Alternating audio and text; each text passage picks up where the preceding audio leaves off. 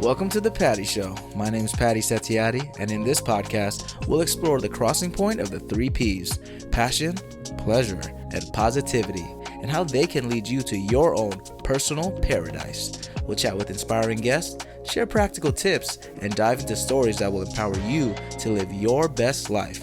Let's get the Patty Party started. Back to The Patty Show, everybody. Woo-hoo! Yes. Wow, great studio audience today.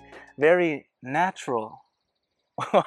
We're in a different background, but yo, it's The Patty Show, episode 95. Confidence is a practice. We got a great episode today. You know, I'm your host, Patty Setiatti, and I have the privilege to show you all multi-passionate people that I have the pleasure of connecting with. They bring positivity to this world, and they inspire you to pursue your personal paradise. It's a lot of P's, a lot of alliteration. That's what this show is about. Before we continue on this episode, I just want to shout out to my homegirl, you know, single mom of 4. She works in healthcare. She's in the gym at 5 a.m. My girl, Ebony, thanks for coming to the show. We also did it actually outdoors in this nice little park. Not this park, but in another park over there. Playa Vista, actually.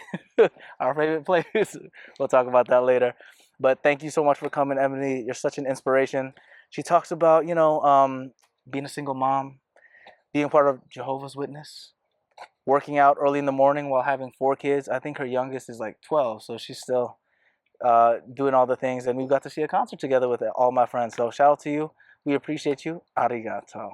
And speaking of appreciation, today my guest, I don't know if you guys are ready, okay? My guest today is super fly all the time, okay?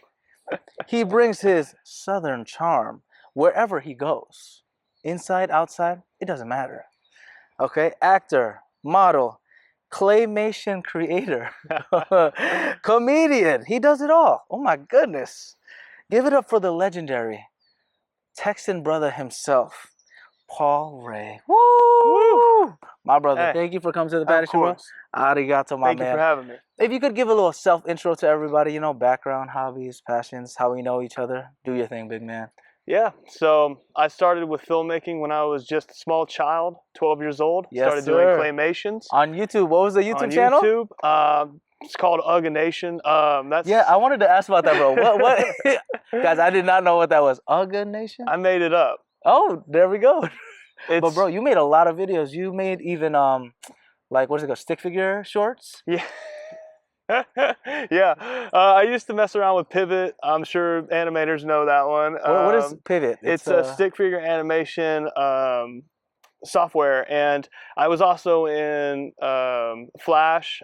Started with Macromedia 8, which is before Adobe took over it. Yeah, this guy. Look at you. Wait, so that's like, you remember that website, Underground Games? Yeah. Well, there was X-Gen Games. There was Newgrounds. Yeah. There Newgrounds. I was on all those. They had like the Tower Defense games. Tower Defense, the Balloon Tower Defense. Yeah, bro. You're taking it up. I know Balloons, those. I forget what that was on, but I used to be all over all those. Bro, that was a simple times, man. The kids don't know it now. I sound old as hell say that, but like they don't know. That was a good time, bro. Sometimes I wonder if those gaming websites are still around, and if kids today are playing them or not. I know we got our iPhones and all the apps in the App Store, but because the games now are so advanced, I don't know if people want to play like a step down, quote unquote. But there was something nice about having that, I guess, quirkiness to like the different games, because that era was just so much simpler, bro. What I loved about Newgrounds and YouTube, especially back in the day, was that it was like creators, very talented people, and it was just some kid in their wherever they were growing up, like they were 15 years old or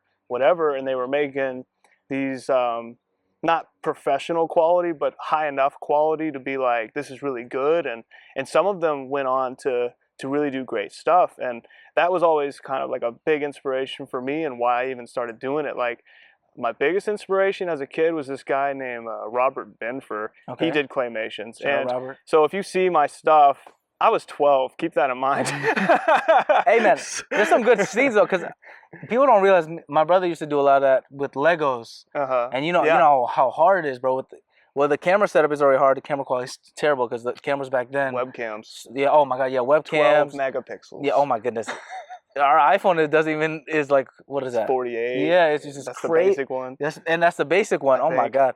But bro, the patience you have to do is to move one little piece, move on one little piece. But also make it significant enough without it being also like instead of here to here, you know, it's you had some pretty good transitions. I can't lie to you. You guys gotta appreciate it. You gotta check it out, man. That you really took me back to that like early YouTube era too, bro. Like, you ever seen that Grape song? Great song. It's like Bands in the stand, right in the stand. Hey, got any grapes or something like that? Oh, I don't know that one. It's a oh my god. It was that similar vibe. It's like a little duck. It's coming back to me, guys. You remember the Evil Strawberry? Yes, bro. See, dude. What do he say? He's like, "You're stupid." When did that come out, bro? That was like 2003 or something. Dude, probably earlier.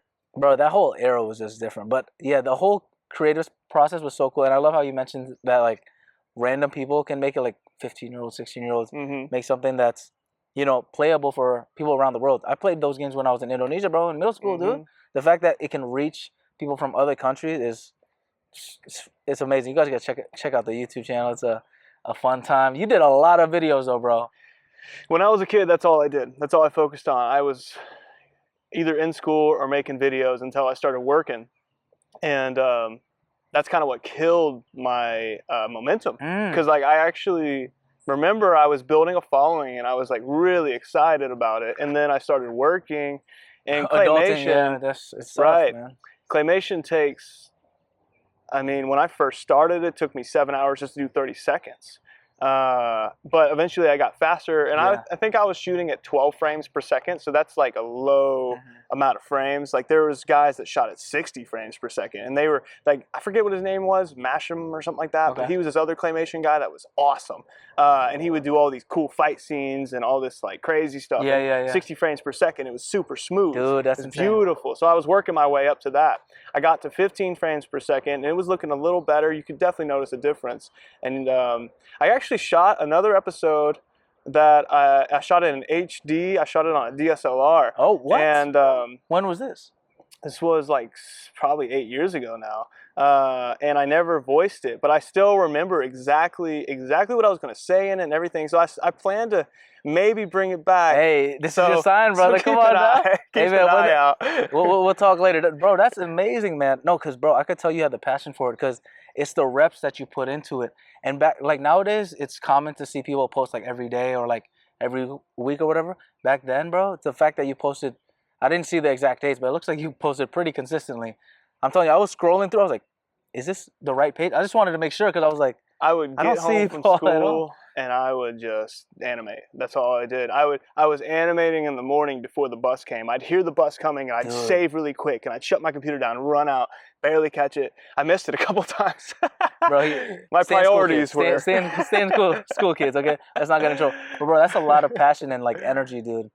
What? So the first time you ever did that, were you inspired just from like the other creators or maybe family members? You have any siblings? I do have 2 older sisters, but they're not really in the entertainment industry in any kind of way. But my inspiration, I mean, when I was a child, since I can remember, the only thing I've ever wanted was to be a professional actor. And I remember the first movie I ever watched was The Mask, Jim Carrey. Yes. So that's a major inspiration. And then, I got online, started seeing all the stuff everybody's doing, and I was like, I can do this, and started doing it. And of course, it was easier to do animation because otherwise you had to get other people involved, and that, people are busy, so it takes. And we were talking about it earlier about like just having friends that are in like the film industry, whether it's like behind or in front of the camera. It is so hard and it costs money. I mean, these cameras aren't cheap. Labor also isn't cheap, and you also want to give them what they're like worth for the compensation because you can always ask for help here and there, but if you keep doing it for like 20 projects, like. And I would have friends, they weren't really into it. They were just kind of there. You can tell, it reads on camera, and it's like. And there's nothing against them. It's just like... Not at all. It's just, you're trying to do something and you have this vision and you want to... So you got to find the right people. No, absolutely. And I mean, like, it's like how we met on sets, It's all about the people that are passionate about it. That's why it was so easy on set. Everyone knew what they needed to do and what they wanted to do. So it was like, boom, boom, boom. Some people did more than they wanted to do. More. There's some teasers for our future guests eventually. We love you, Mark. But how did we meet, bro? What's our origin story? So we met on. We didn't sign the NDA, right? Just want to make sure so we don't get in trouble. I don't know if we should even mention it, but we were background on a commercial. Yes, there we go. I don't know if we can reveal too much. I don't think we can say the name. I also can't remember if we signed the NDA or not, and I don't want to get in trouble. So I think we did. I think we always do. I think it was. Yeah. Let's just say it was a fun time on set. We got upgraded 2 for days. certain roles. Yeah, 2 roles. 2 straight days and Great food. Oh, bro. Mediterranean on Cinco de Mayo. I know that was the What are most you gonna unique. That was such. I forgot you, dude. Yeah, that was only like 2 weeks ago. Yeah. Cinco de Mayo hummus. It was. Hey, man, I'm not complaining. Dude, the hummus was good, man. And the Crafty area, man. For the people that don't know Crafty, if you're on set, you'll know Crafty. It was one of the best ones because they had the variety of it. You know what I'm saying? You're gonna get to know. I'll tell you, every time I'm on set, bro, if the Crafty is good, bro. Oh man, I need to stop myself because my stomach is like, oh. I know you wanted to mention a little bit about the industry, and that's one thing, man. So these verticals, vertical films, the Crafties are not always great. Oh, really? Tell me. One time, Crafty was literally just like a couple bags of mini candies, like Three Musketeer, whatever, you know, and just like those little mini bites. That was Crafty. So if you go to Halloween set, up in here. Trick or treat, and all you see is candy, that ain't Crafty. Oh, that's crappy. I'll tell you that. Bro, thank God I haven't done a vertical yet. Damn, really, dude? But there's some really advanced ones. There's some really advanced Crafties that will just blow your mind. They're handing out quesadillas and sandwiches, and I know there's some like Crafties. You're like, wait, is this free? Like, do I have to? He's like, no, go ahead, and they restock it every single time. It's impressive, man. Shout out to all the people out there, production, you know, people that are on set, all that kind of stuff, man. But man, this is my flower section to you though. Flowers. We only talked a couple times on set, but we had a fun time, man. I appreciate your energy, the funny laughs. I don't know if we can reveal too much of the craziness. Too much of the craziness we said on set. Like I said, NDA. So that's the real reason why we can't say everything. But also shout out to all the homies out there and everybody else. We'll try to get them on the podcast eventually. But going back to your early days, bro, Texas. Yeah. Mm-hmm. What was life like as a youngin' in? You said you were I was in Austin. Austin, yes. Well, I was in a small town near Austin, and we basically I grew up on the lake, and yeah, that's what we did. Like in my town, we would just go to the lake, hang out, swim. Everybody had golf carts, so we'd take those around. Just whipping it around. Whipping it. We had dirt bikes. I had like a little clown bike personally, but my friends had like real dirt bikes. But were you always tall? This guy's like 6'2", 6'3", guys. By the way. Was I always tall? Yeah. I hit my growth spurt at 18. Yeah. Okay. So you, with your little clown bike too? I guess it didn't look too silly, but it was definitely a smaller bike. Yeah. If you had it now, it would probably look ridiculous then, bro. I rode it when I went back recently. My dad still got it. Oh, it's nice. A little Honda. You know how Honda is. Oh, bro, reliable, bro. All the Asian, arigato, all the Asians out there. Mm-hmm. Well, all the Asian cars, not just all the Asians, but all the Asians too. Shout out to you, everyone that's listening in Japan, Indonesia, all the people. Yeah, I was on it like. Oh, yeah, like with the legs. My dad will get on it too. He's really? Is he tall too? He's a bigger guy. He's like 5'9". He's not as tall as me, but I think he's got to be over 200 pounds. So you just like riding a little thing. Oh, yeah, that's funny, man. But it can carry him. It's a cool little bike. That's awesome, man. So you said you have 2 sisters then, right? Yeah. So it's just 3 of y'all? Mm-hmm. Okay, and all from Texas? Is there another? Yeah, I mean, well, I was born in Florida, but I only lived there till I was 3. But then we moved to Texas, and we were in the Houston area for a little bit. Then we moved to the Austin area. What was the question? It's just you guys, like your background is just Texan, like yeah, American? for the most part. No, I mean, mixed? like my dad's side is heavily Italian. Okay, I see that. You told me you're not like a little Asian, bro? Maybe. I feel like I see a little bit Japanese, maybe. Maybe. I mean, my mom, I asked her what is involved in our genes, and she didn't know. So, and I never used the... Long lost brother, guys, right here. Could be. Could be. You never know. Well, give me some of that height. I'm trying to get to 6'2". That's it.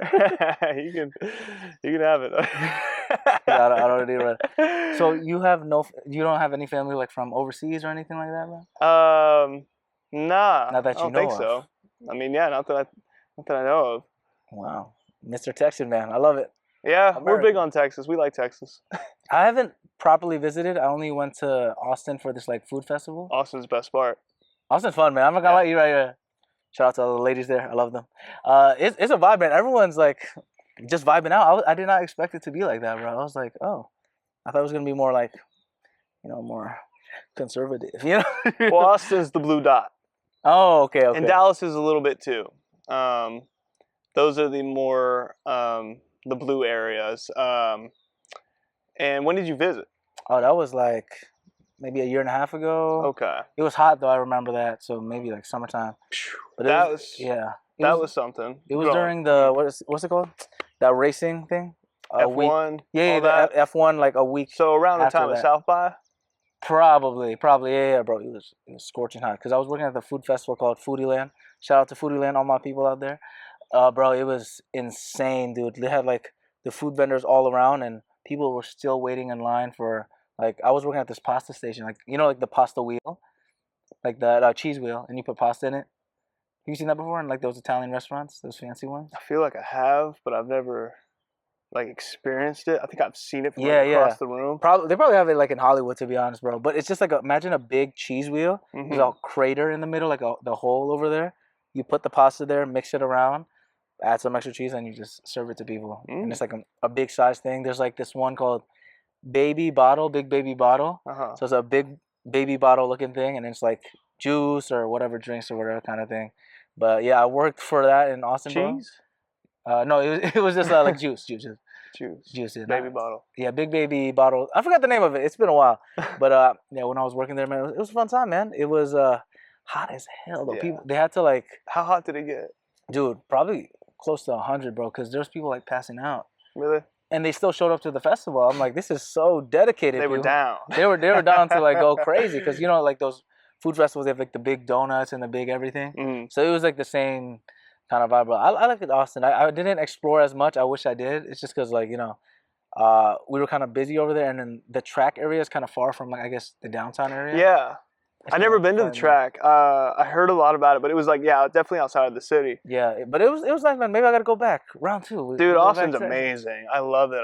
Every time I go, it's just the air is like just full of positivity, and it's a beautiful place. Yeah, bro. I went for like a little run over there. It was hot, like I said. So little run. I just did 1 mile. I was like, I'm going back to the hotel. Bro, I tried running. I was like, oh, this is not it, bro. I was like, this is insane. Yeah, you got to go in the morning or something. Yeah, we only had time like midday, and I was like, this is... I used to run around Lake Austin, Lady Bird, the whole deal in the mornings, and I'd ride my bike that way. I used to do that every morning when I lived in Austin, and it was just the best. And I'd go kayaking on that same lake, and it's fantastic for that stuff. And there's plenty of good hikes. I mean, bro, I gotta run it back. Austin episode of Patty Show soon. We're coming soon on that. And South by is amazing. Yeah, I mean, it used to be. I don't know what it is now. But it used to be amazing. When's the last time you went back then, bro? I mean, when I was like really involved, it was like 2014. Okay. I mean, I went back like a few months ago, but I didn't do anything like that. Cause you're like what, 24, right? I'm 31. Wait, say it again? Okay, this is why I said he's like part Japanese, bro. You're like immortal, bro. I don't know. I thought you were younger than me, bro. I thought you got out of college, right? You look younger than some of my siblings that are younger than me, bro. What? You keep the what's the secret, bro? Secret. Oh, I think we talked about it on set a little bit. Is it my mom.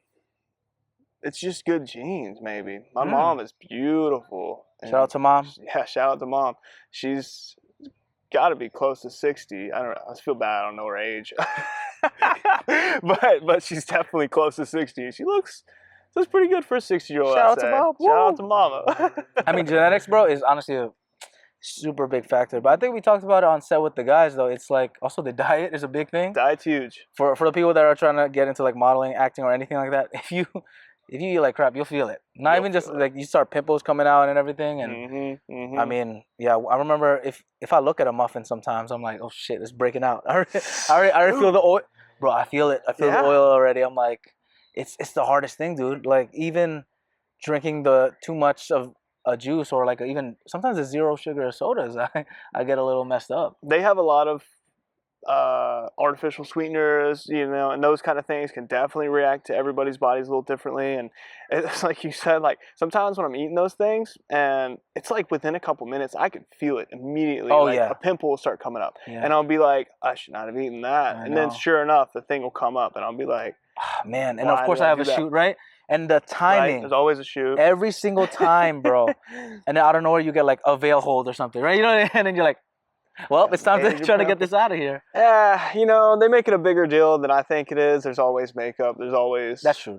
Options, but like people do look at it like, what are you doing with a pimple on your face? Yeah.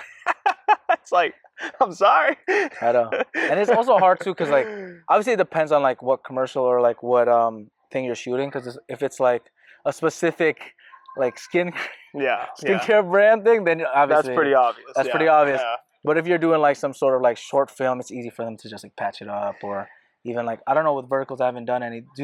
It's easy with the makeup department over there. They make up the leads. They don't make up anyone else. So if you're a supporting, I don't know. I mean, I've been supporting and they gave me none, and I ended up bringing my own because it is distracting, and it definitely like shows up, and it's like I don't know why they wouldn't. Yeah. It's just they don't provide that, so I started bringing my own to set. What do you use and what do you recommend, bro? I use I don't even know the brand, but the style is Fit Me or something like that, and I think I use the 15 for the slightly. If anyone knows that, leave it in the comments. I'm getting tanner, so I'm gonna have to switch it up. A little crispy, bro. Classy. Yeah. No, but it helps a lot, bro. Or even like those pimple patches sometimes. It helps. Oh, the pimple patches are good. Some of them are like really like I forget I have them sometimes. Like I remember I had one because it was a pretty bad one because I also scratched it a little bit. So I left the pimple patch for maybe 3 days, bro. And there was one day I didn't even realize it was there. And I'm like washing my face like, what the heck? Why am I peeling? And I'm like, oh, wait, I had this patch the whole time? But that's the thing, too, because your hand, the biggest tip, too, also try not to touch it. Because it's the hardest thing not to touch it because I always want to pick on it, bro. What's that movie where the guy's ripping his face off in the mirror? Is it Poltergeist? Oh, no, wait. They did it in Family Guy, too. Is it American Psycho? No. Well, that's like I think it's a different type of. Oh, okay. Never mind. Yeah, he's doing like the face now. But is that there's a horror movie where the guy's like looking. He's like, he starts ripping his face I don't know off. the name of it. I don't know the name, but I know exactly what you're talking about. Yeah, no, the skincare routine, man. So now I'm glad that you shared a little bit of the secret products over there. Diet is. I don't know. Skincare is tough. Skincare is very tough. Diet's very important. Another genetic thing that. For me, it's rough. It's hard, bro. It's hard. And also stress levels I've noticed impact a lot, bro. Major. Whenever like I'm dealing with like extra stuff from work or like family or whatever, and then there's a shoot happening, or I mean even with a podcast, bro. Every time I have like a shoot ready, I'm like stress, and then boom, pimple comes out. I'm like, bro. It's like, how do you combat that? You just have to like meditate? You gotta live non-stress. You gotta dedicate yourself to non-stress. Well, what do you do to de-stress then, bro? Meditation's great. Yeah? Meditation's really good. And there's a lot of different ways to do it. And there's no right way. It's... What's your way then?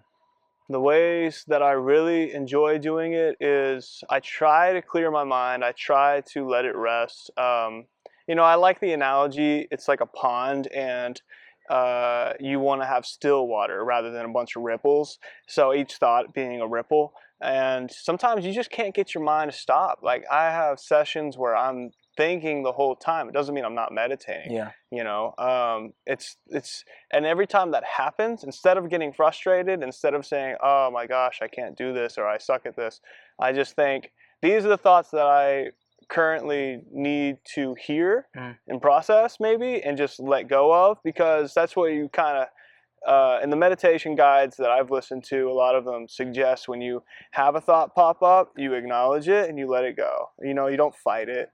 And sometimes acknowledging it is a big point, huh? Yeah, you acknowledge what's there.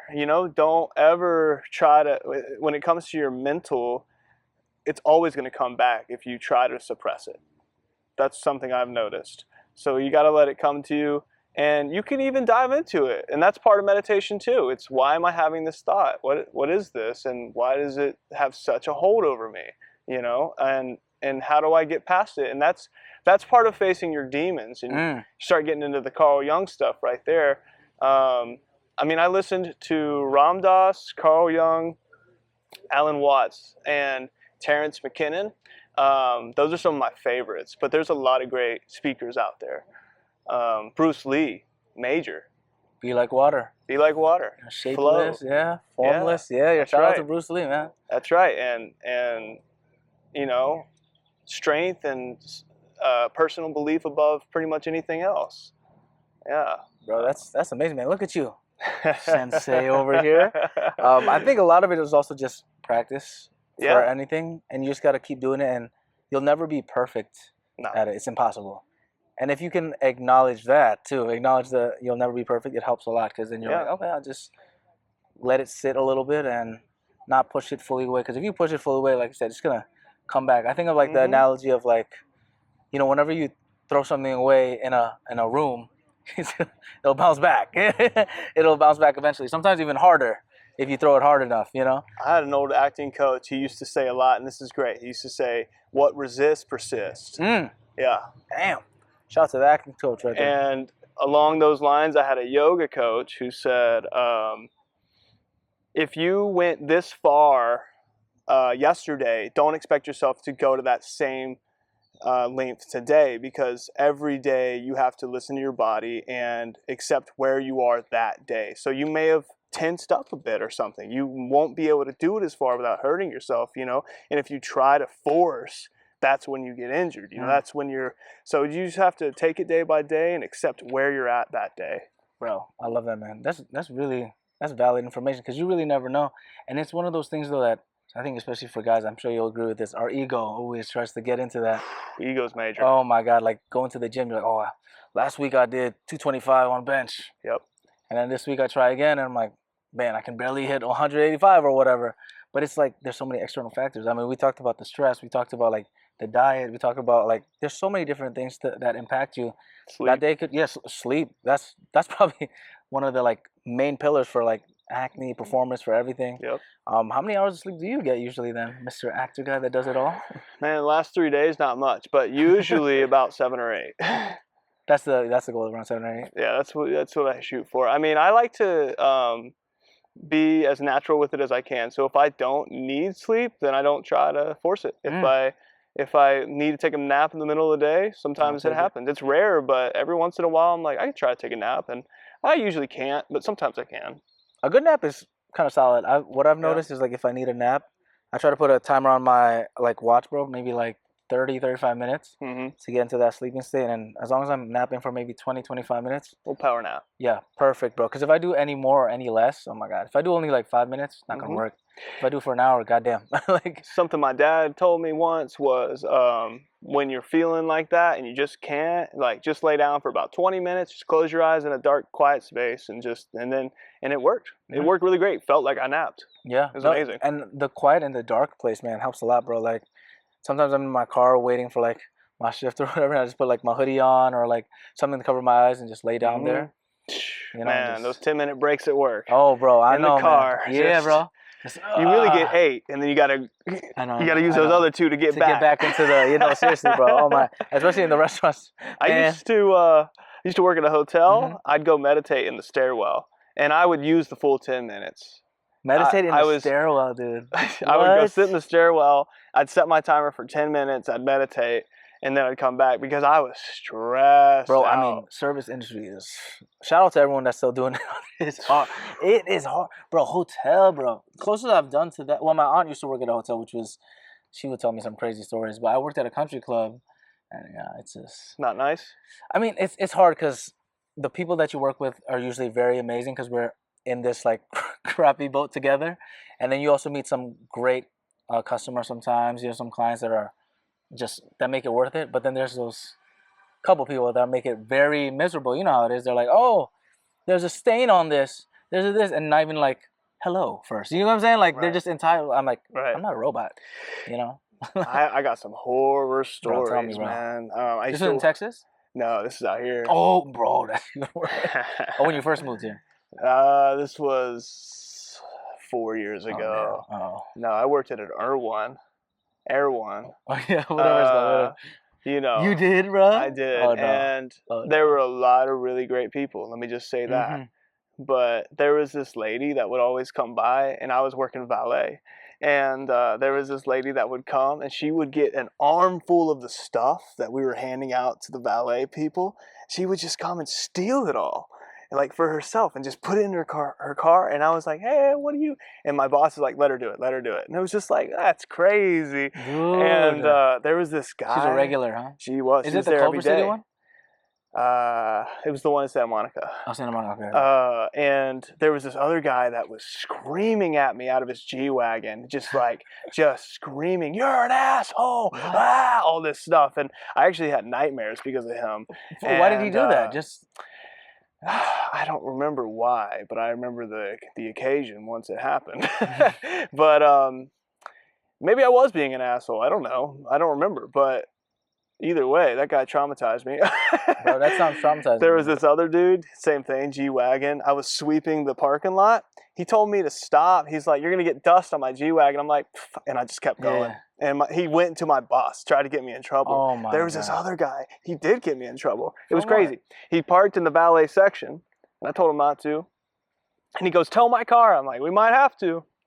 You know, and we didn't, but no. So I park a car next to his, and he, you know, it's very tight. So you can see me in the video. I'm like slinking out of this car, like as smooth as you could, because he sent video from the Tesla to my boss. He goes, look, he dinged my car up. You can see it though. I lightly slid. Oh, look at that smooth criminal. That's exactly how the video looked, and like I didn't ding anything. That's crazy. He tried to get me in trouble. I actually did have to sign something. I said, whatever, fuck. I'll sign it. I don't give a shit. Oh, but it's like, God. dude, like that's how petty. I know, bro. And it's like I'm just trying to do the job. I know. I mean, I think a lot of it is those people have never done that type of work at all. Any type of service stuff. Shout out to the valet people out there. No, valet work is tough, bro. Like today, I had a valet, because shout out to the voiceover set today. It was fun. But the valet driver, he was so chill, bro. Like such a good vibe. And there needs to be more positivity in this world, bro. People are just like such in a bad mood for no reason. Like, bro, you got a G-Wagon. Like, yeah. Like, bro, can't you just like smile? I'm sorry you can't afford your G-Wagon, sir, but I know, yeah.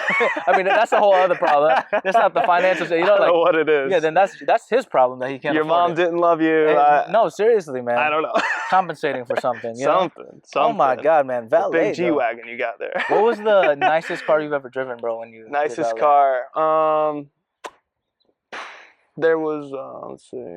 Oh, there was this Aston Martin one time. That was it was a V12, and it was like I got into it, and I was and there was this Ferrari too that I ripped it down the street. You don't work there anymore, right? No, I don't. Okay. No, but this Aston Martin, man, I nearly ran over one of my coworkers because it was so powerful, and I tapped the gas, and it was like boom, and I was like, holy cow, you know, like that was like a really nice car. You know, I don't even know what it was, but V12, little coupe. Oh, and you can imagine. Yeah. Oh, you can imagine. I imagine you just going like this on the gas, and it just barely tapped it. Goes to 60 like that. Classic cars. I mean, it depends on what you like, but a lot of really nice cars. Dude, that's insane, man. You got any I'm trying to think, Bugattis? Have you driven a Bugatti?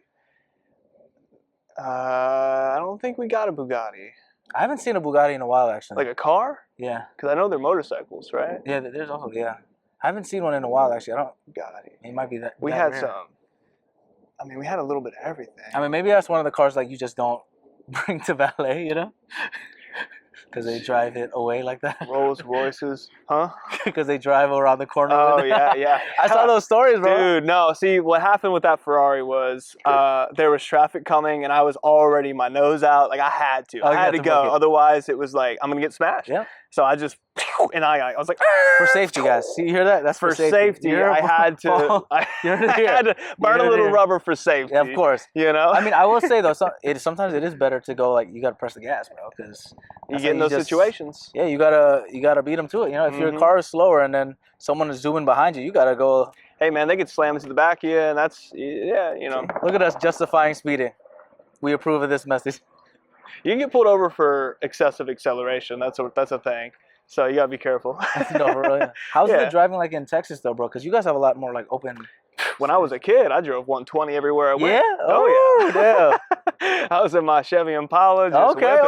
Chevy Impala. I see. Yeah, man. I was driving a lot. Like I was going, I don't know how many. I was going over 100 miles every day. God, for damn, a long bro. time, years. Why is that? Is everything? Really I was working in out? Austin, and I was living in that small town. I still lived in my parents' house at that time when I started. What's the name of the small town? It's Lago Vista. Really small little town.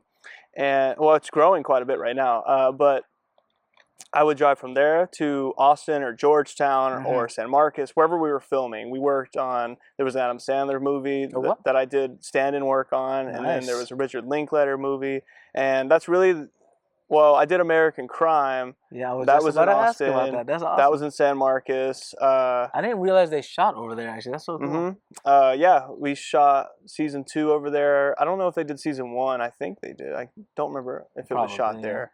How did you get into that? Just auditioning? Did you have like an agent over there? Yeah, Tori Christopher. I'm still with him. Loyalty right there. He's great. No, he was my first agent ever. That's awesome. So he still represents you for stuff over there? Over there in Texas, yeah. Oh, so every so often you go back? I try. Awesome, it's just, obviously they prefer someone in the room. Of course. And I'm here in Los Angeles, so I still get tapes, but I feel like unless they really want me for it, it's probably going to be a tough sell. Because I haven't got it, but you also never know. It's good to have like a wider net. Like my friend Chris, he was also on the podcast. My personal trainer, coworker, my boy.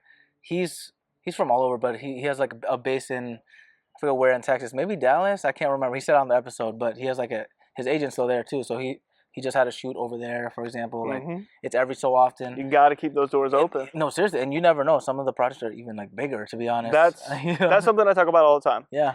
I feel like my career would have been better had I stayed in Austin rather than coming here. Interesting. Because, like I said, I was working on American Crime. Yeah. That's the biggest thing I ever did. That's my biggest credit. That was 10 years ago. I'm here in Los Angeles, where literally everything happens, and I haven't had an opportunity even close to that. I was on a Lifetime movie, and that's the closest thing, But I was getting those opportunities out there, thinking, and I thought, okay, so now that I have that and I've done it here, I could probably do it in Los Angeles. Another thing I noticed was they always booked the lead stars out of Hollywood. They flew them out. So I said, I got to get to Hollywood so I can be a lead. But stepping stones, you got to book co-stars before you book the lead, So I was kind of jumping ahead, and it's just something that I noticed. I think, and this is something that I wanted to bring up later with the confidence and all that, but like God's plan, you got to have faith in that. Because I feel like if I blew up back then, I would have been an arrogant prick. Been driving that Ferrari around to valet, right? Yeah, I would have been that asshole. You would have been the guy. I would have been the guy screaming. Yeah. I don't want to be that guy. Yeah, exactly. But bro, I love that you mentioned that the God's plan. Our lives are really like this, Sometimes it's a little bit like this, lower for a while, and then up for a while. Yeah. But also, like you said, that it's the dual-edged sword. If it's too high, what ends up happening is you forget God. Or like you forget that you're also not the best. Yeah. And the highest power or whatever, and that gets a lot of people's head. We see it in Hollywood all the time. Unfortunately, I've seen friends, acquaintances now, unfortunately, that really gone to their heads, and not just from like Illuminati. Oh, that doesn't exist. My bad. Yeah, we're talking about the P. Diddy part. Okay. We don't know what that is. P who? P who? P. Patty and Paul. There we go. The double P. Diddy. There we go. But yeah, bro. Unfortunately, it happens to a lot of people, and not just like in entertainment, like other industries too. Tech or anything like that. Oh yeah. I know. Hollywood gets a huge bad rep, but that happens everywhere. Every industry. Whenever you have enough power or status for any type of industry, it can easily get into your head. I felt that when I was in high school, like getting lead roles and stuff, and I'm like, oh, I could do anything, whatever. And then you get humbled when you go to like university, and you're like, oh, you're back to square one again. Stuff like that. And I think you really need that humbling as humans, because if you just keep going higher and higher, I mean, we joked about like the P. Diddy stuff, but like you become like that, where like he's untouchable until he was not, and they found out. Same for like all those other, controversial guys, R. Kelly, like all those crazy figures out there that they were literally untouchable for a moment, Yeah. There's so many. Look at Tiger Woods. Crashing a car every 3 years, Good thing you don't valet his car, bro. Well, he'll probably get happy that he wouldn't even care. He wouldn't even notice me. So you could drive it wherever you want. He smashed it himself. He smashed it on the way in. He wouldn't even notice. He'd be like, "Did I do that?" Yeah, he's like, "Can you make the dent worse?" Actually, he's like, "Paul, I need the other side." He'd be like, "I need a favor. Like, I can't lose my license. Can I blame? I'll pay you all the money. I'll blame it on you guys, and just add a new dent on the left side so it looks even." You know. Shout out Tiger Woods. We'll get you on the podcast eventually. I think he's part Asian too. Actually, Tiger's the GOAT. Yeah, I think he is part Asian. See, right? See, shout out part to Asian, part black. I think. See, Blasian brother out there. We'll have to do some research eventually. But bro, American Crime, bro. Tell me how it was like being on set for like something as big like that with like other co-stars. So, this is a great opportunity to talk about the industry a little bit and something that I learned early on. A big mistake that I made. So I was in the room with John Ridley. He did 12 Years a Slave. He's, I believe, an Oscar winner and nominated in all those major awards. He's major. And so I was like, just like, wow, I'm in the room with John Ridley right now. This is insane. How old were you? I was. You were young, right? How old was I? I was 20, 18. Yeah, baby, bro. And so I think I can talk about this because it's been out a long time.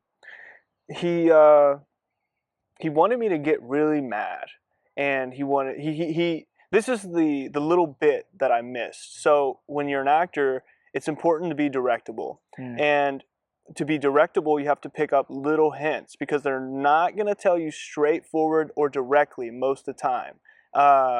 So one thing he said, so we did a scene. And we were improvising, and he said, he goes, that was great.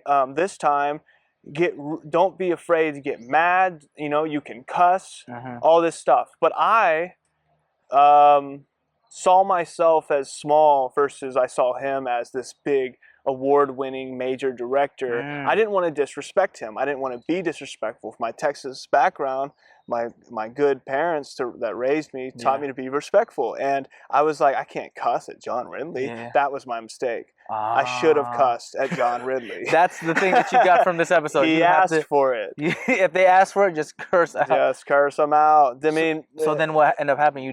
I didn't get the role, and they gave it to this other guy, and I missed a major opportunity by being too polite. Wow. But anyways, I did end up working the season. One of the producers pulled me aside early on because they casted me as a basketball player. She said, "We need to establish you. And so we're writing you into the script." I'm like, great. So I won anyway. Wow, amazing. Guess what? Didn't actually end up happening. They ended up giving me a line. They didn't even use it. So botched that one. Well, you learn and you live, after that one. But working with John Ridley was a great experience, even though I wasn't like one of the leads that he was working with heavily directly. I did work with him directly a little bit, and that still in itself was an honor. And I felt just good to be in the room. And we did this little scene because while they were still writing me into the script, we actually shot a lot of like featured bits for me.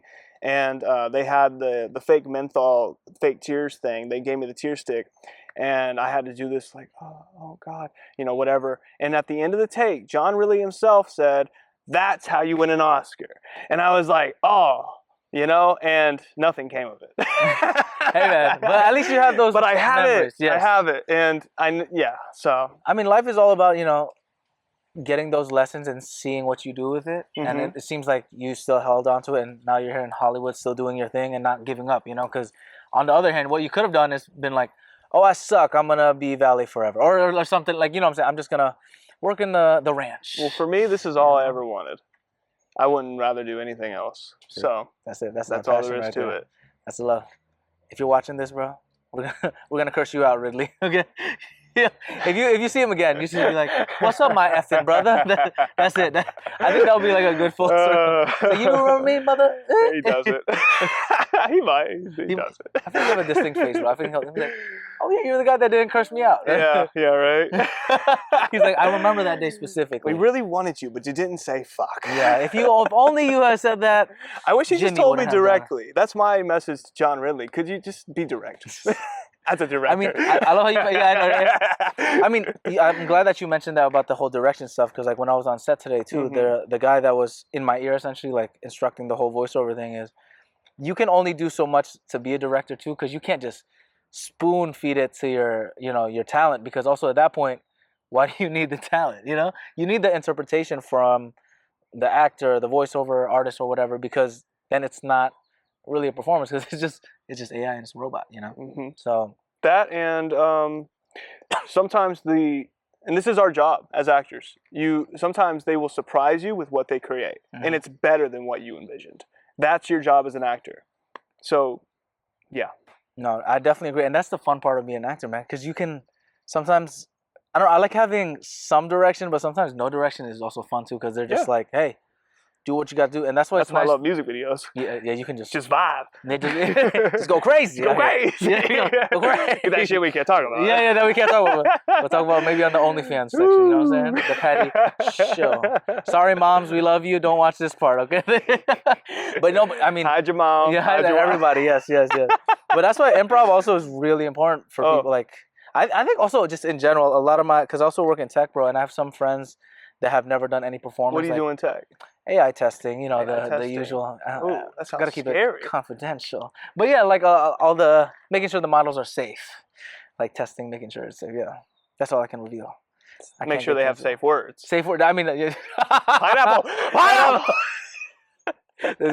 That's another P right there. See, alliteration. Pineapple. Paul Patty. That's it. The triple P's. But like some of them have never done like theater or anything like that, and they do presentations all the time. Product managers, all that stuff. Product manager presentation. Yeah, sorry, you got me on the P's. See, I told you it's all the P's, right? But I'm like, yo, you should do an improv class because it teaches you a lot, not just for the entertainment, but also just saying yes and for everything. Yep. And even for I think of it like it's kind of philosophical, but like for opportunities, just saying, yeah, man, let's do it. And now we're in Griffith Park doing a podcast. That's right. Just saying yes in the middle of the week. So that's it's like, how it goes. If you don't say yes for a lot, you're never gonna really get those opportunities. Say yes to what feels right. Yeah, but also if you see a couch with some zebra print, some like grease on it. Yeah. Get the hell out of there. Not that we know, but this is advice. This is not from like personal experience. Just at least from what me. I've seen in the movies. I've been exposed to a lot. You've been in Hollywood for a while. When did you move to Hollywood again, bro? I moved to Hollywood in 2016. 2016, man. Great years. Yep. How different is like the whole acting scene in Austin and in Hollywood and everything like that? The acting scene in Austin was, I'll put it this way, we had maybe 2 movies running at a time and maybe 3 TV shows running at a time 10 years ago when I was there. And now it's only grown. So what it is now, I couldn't specifically tell you, but that's what it was 10 years ago, and it's only grown since then. Wow. I didn't even realize they had such a... I mean, now it's getting more with the whole movie scene and everything like that. Everything's growing. I mean, they're pushing Texas right now in particular. Breaking Bad made New Mexico a big thing, but that didn't really take off. Atlanta, of course, Atlanta's is major. And Chicago has some good stuff over there. The Dakotas, right? Yeah, everything. So I think what they're doing is branching out everywhere because Hollywood sort of had that monopoly, but once Texas boomed, they were like, where else can we do this? We can replicate this kind of success. Yeah, that's fair. Mm-hmm. I mean, I heard Netflix is trying to build like a studio place in Jersey, I think. Really? Yeah, because Jersey, have you been to New Jersey before, bro? No. It's unique, bro. I mean, they got the Jersey Shore. It's kind of wacky. We always make fun of it because the Northeast vibe, they're kind of crazy out there. Jersey Shore especially. Yeah, right? Yeah, shout out to I know about Miami. Yeah, they're just it's not even wild like that. They're just zany, if that makes sense, bro. You watch Jersey Shore, they're probably? Italian, right? Out yeah, there. yeah. It's a little bit of everything, right? Yeah, it's a pretty diverse-ish, depending on the area. But New Jersey, bro, they have places that look like Washington, D.C., for example. Because Princeton University. Mm-hmm. Then you got the mountain area, so you can make it look like Colorado or whatever. And then the city, obviously, so it looks like New York, because also New York is right across the Hudson. So they're trying. I guess they're trying to make more studios over there because you can do like like background shoots and you don't have to like fly, you know. And I bet you it's cheaper. yeah, oh, 100%, 100%. I think they're also trying to add some like new taxes that like give advantages for like studios and stuff like that. I know LA's always up and down. I can never pay attention to what's like good with the taxes and everything over here. They're trying to get it back. I forget what politician. They were saying that they were going to make it like free. And they did something recently where small productions don't have to pay a fee for the filming permits, which is major. That is major. I mean, we were talking about earlier about like giving money to our friends that do that stuff. It's that one of the big purchases is that the permits, bro. Permits. It's like $1,500 just to film on the street. I know, dude. Or even like in a neighborhood. Right. You know, like we did like the short film with my brother on the festival circuit. Even getting it on the restaurant, like you have to get a permit because it's near like a busy road or whatever. And I think also since we recorded something like in our apartment, I think there were some permits there too. I'm not 100% sure. The producers, shout out to them.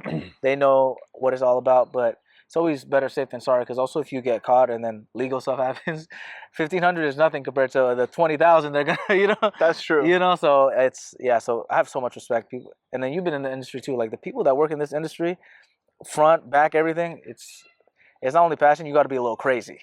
You do. You have maybe a lot of bit crazy. I know because I know myself. I mean, you've done a lot of crazy, unique ones. I mean, I've just done crazy things in general.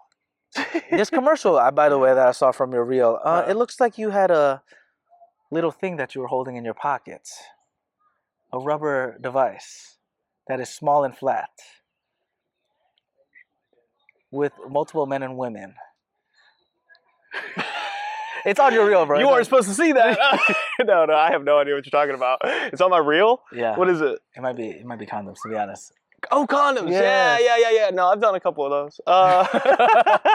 There's one where we're just dancing the whole time. Yeah, that's the one. Yeah. Oh, right. Okay. With all the different colors. I was like, yeah. No, that was a lot of fun. That was a good day. That was in LA? That was in LA. That was in Hollywood. That was downtown LA. Okay. At one of those, it was at something photo studio. It's one of the ones that everybody uses. Really? I've been there multiple times. Yeah, I can't remember the name of it, but it's downtown. That was a lot of fun. Yeah, and where did you find that? Just from your agent, or did you just find it on casting networks? It had to have been casting networks or something. Yeah, that was definitely a self-submit. Yeah. Wow, man. That was a lot of fun, though. Do you get a lot of luck from self-submitting or just like from your agents? And for the people that don't know about the whole, you know, that casting process, if you could also like break it down for them. Oh, yeah. So if you're submitting and not having luck, don't give up, because once you're in, but you got to get in first. So you got to create that relationship. They have to know that they can trust you. You have to kind of consistently submit good auditions so they know that you know what you're doing and it wasn't a fluke the first time. Once you're on their radar, though, they're watching you, and if you're getting the audition, that alone is a good sign. So as long as you're getting auditions, you're doing something right. So keep that in mind, because I know you don't get feedback and you send it into the void. And it's tough. I mean, it can come down to the smallest details why you didn't get the role. So it doesn't mean anything about your acting ability. Just keep that in mind, I'd say. But the casting process, I mean, they're looking at thousands of people. And this is part of why I would have been more successful in Austin, because out there I would say I was a big fish in a small pond. Out here I'm a big fish in a huge mega pond. The biggest pond. Where I'm not anywhere close to the biggest fish. So, you know, you get kind of washed out. But, you know, you find the markets that you work well in, you find the casting directors that you work well with that like you, and you have to show up on time. You have to you really have to mind your P's and Q's and show respect to the business, because it's major. And if you don't do that, you're not going to have a lot of luck unless you're just a super mega star or you get lucky. So, you know, you can't count on that. And, man, when I was a kid, I used to think this was going to be easy. Here I am 12 years later. Once I started doing it professionally, of course, I was doing it before that. Yeah. And that's one of the reasons why I was so cocky. But here we are 12 years later, and yeah, I'm just, you know, I'm not anywhere close to where I want to get. And of course, you know, that's hard to be and whatever. And man, it is quite, but here's the thing that I notice is, one, persistency is key. And two, everything is a milestone. And when it comes, when it rains, it pours. That's major. So when you do finally hit that stride, you know, it won't last forever, but that will be the catalyst that moves you to your next piece. So it's okay to lose a little momentum, but if you hit that, don't you dare stop. Do whatever it takes, and that's what's going to keep you moving forward in this, because people will forget you. People will lose touch with you, and if you show the slightest, like if you're slowing down, people just don't like that. What have you done for me lately? That's always what's on their mind. Yeah, and that's just the reality of it. It's not even like, you know, it's the harsh truth. That's the only way it can work, because there's just so many people always coming in. There's always a new face. There's always a new talent. There's always something new. And a guy that's working harder than you. Yeah. A guy that wants it more. Exactly. So you got to also have that passion, that hunger, and no matter what, even on those days where you're like, man, I just want to go in back to bed. That's what's keeping you down. It's true. Yep. It's hard, man. And I think the hardest thing for people that don't know about avail holds, that's probably one of the worst feelings, bro. Because like it's like one of those things where avail holds are basically like you're the last 2 or 3 people for the final decision of getting cast for whatever role it is. And the worst, they don't pay you for this. They don't. They just ask like, are you 100%? And I'm talking 110% ready, available for those dates, for the fitting, for this X, Y, and Z. And you're like, yes. It's so hard to not, I guess, get affected by it. But even for people that like us that are kind of self-aware, I still get affected by it, bro. It's so hard, man. How do you cope with that? It's like any other audition. You just can't put that much weight on it. It's like, oh, I'm on avail. Great, I'm doing something right, and that's it. And move on to the next. Move on. Yeah, I mean, keep the avail. Try to book the gig. Do your best. But if you don't get it, it can come down to the smallest details. Oh, we don't like his hair. And they won't tell you. Yeah. Of course you're willing to get a haircut, but they don't tell you. And they have to see it. This is something casting directors have told me multiple times is this is why it's important to wear something that suggests the character, because they're not very imaginative. They're the people who are making these decisions, like the producers and stuff, they're not exactly creatives. So maybe they don't have the greatest imagination. So you have to do everything you can to appear as that thing. And make a choice, you know? You can't just like give them 50-50. Make it, because they only have like, 2 seconds to look at you? Maybe. Sometimes, yeah. I've heard a lot of casting directors say that's more of a myth. I mean, unless they see your tape, they see you're not confident, they see you don't know what you're doing, then yes, they skip you. But if they see anything in you at all, they're gonna at least watch so that they can keep you on their Rolodex and keep you in mind and say, hey, maybe he wasn't good for this project, but he'd be good for this project. You know, but you have to be very like.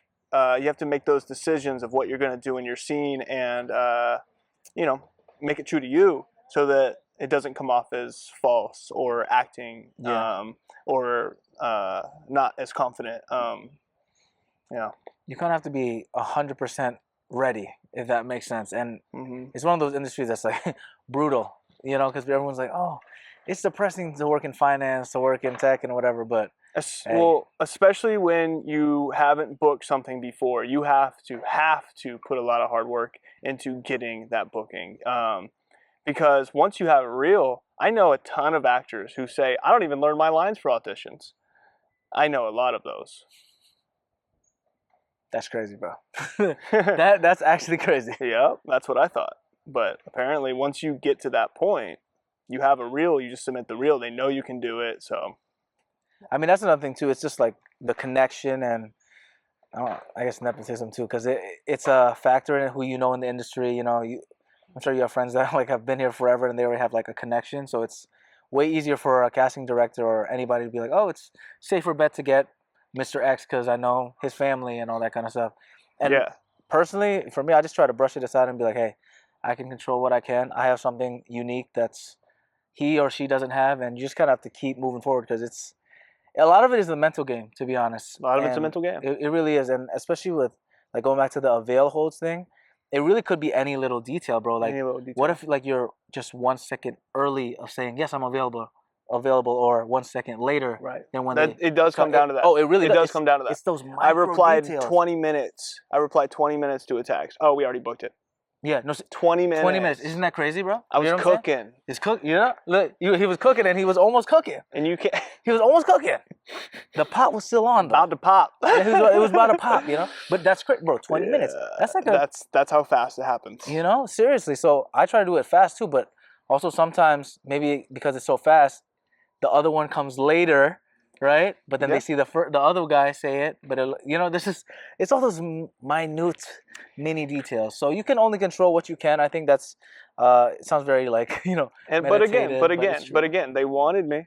If I had said yes sooner, I would have been there. That's a great sign. Yeah. I have to take that as the compliment that it is. Absolutely, take it and then like run with it and keep going and use those when you have those days where you're like, oh man, I don't think I deserve to be here. It's like, no, you had so many of these, and even like you said, getting the audition is also a big thing too. Because if you guys have never submitted on like casting networks, not everyone gets an audition. You know, you can just like cold submit all that stuff, but sometimes you just don't hear from anybody, and they're like, it's because they just don't like your look, or they're not looking for it. It's not even that they don't like you; it's just they're not looking for that particular role. Like, if they're looking for a samurai, I guess they could, you know, my boy Paul out there, you know. I've done a little sword play.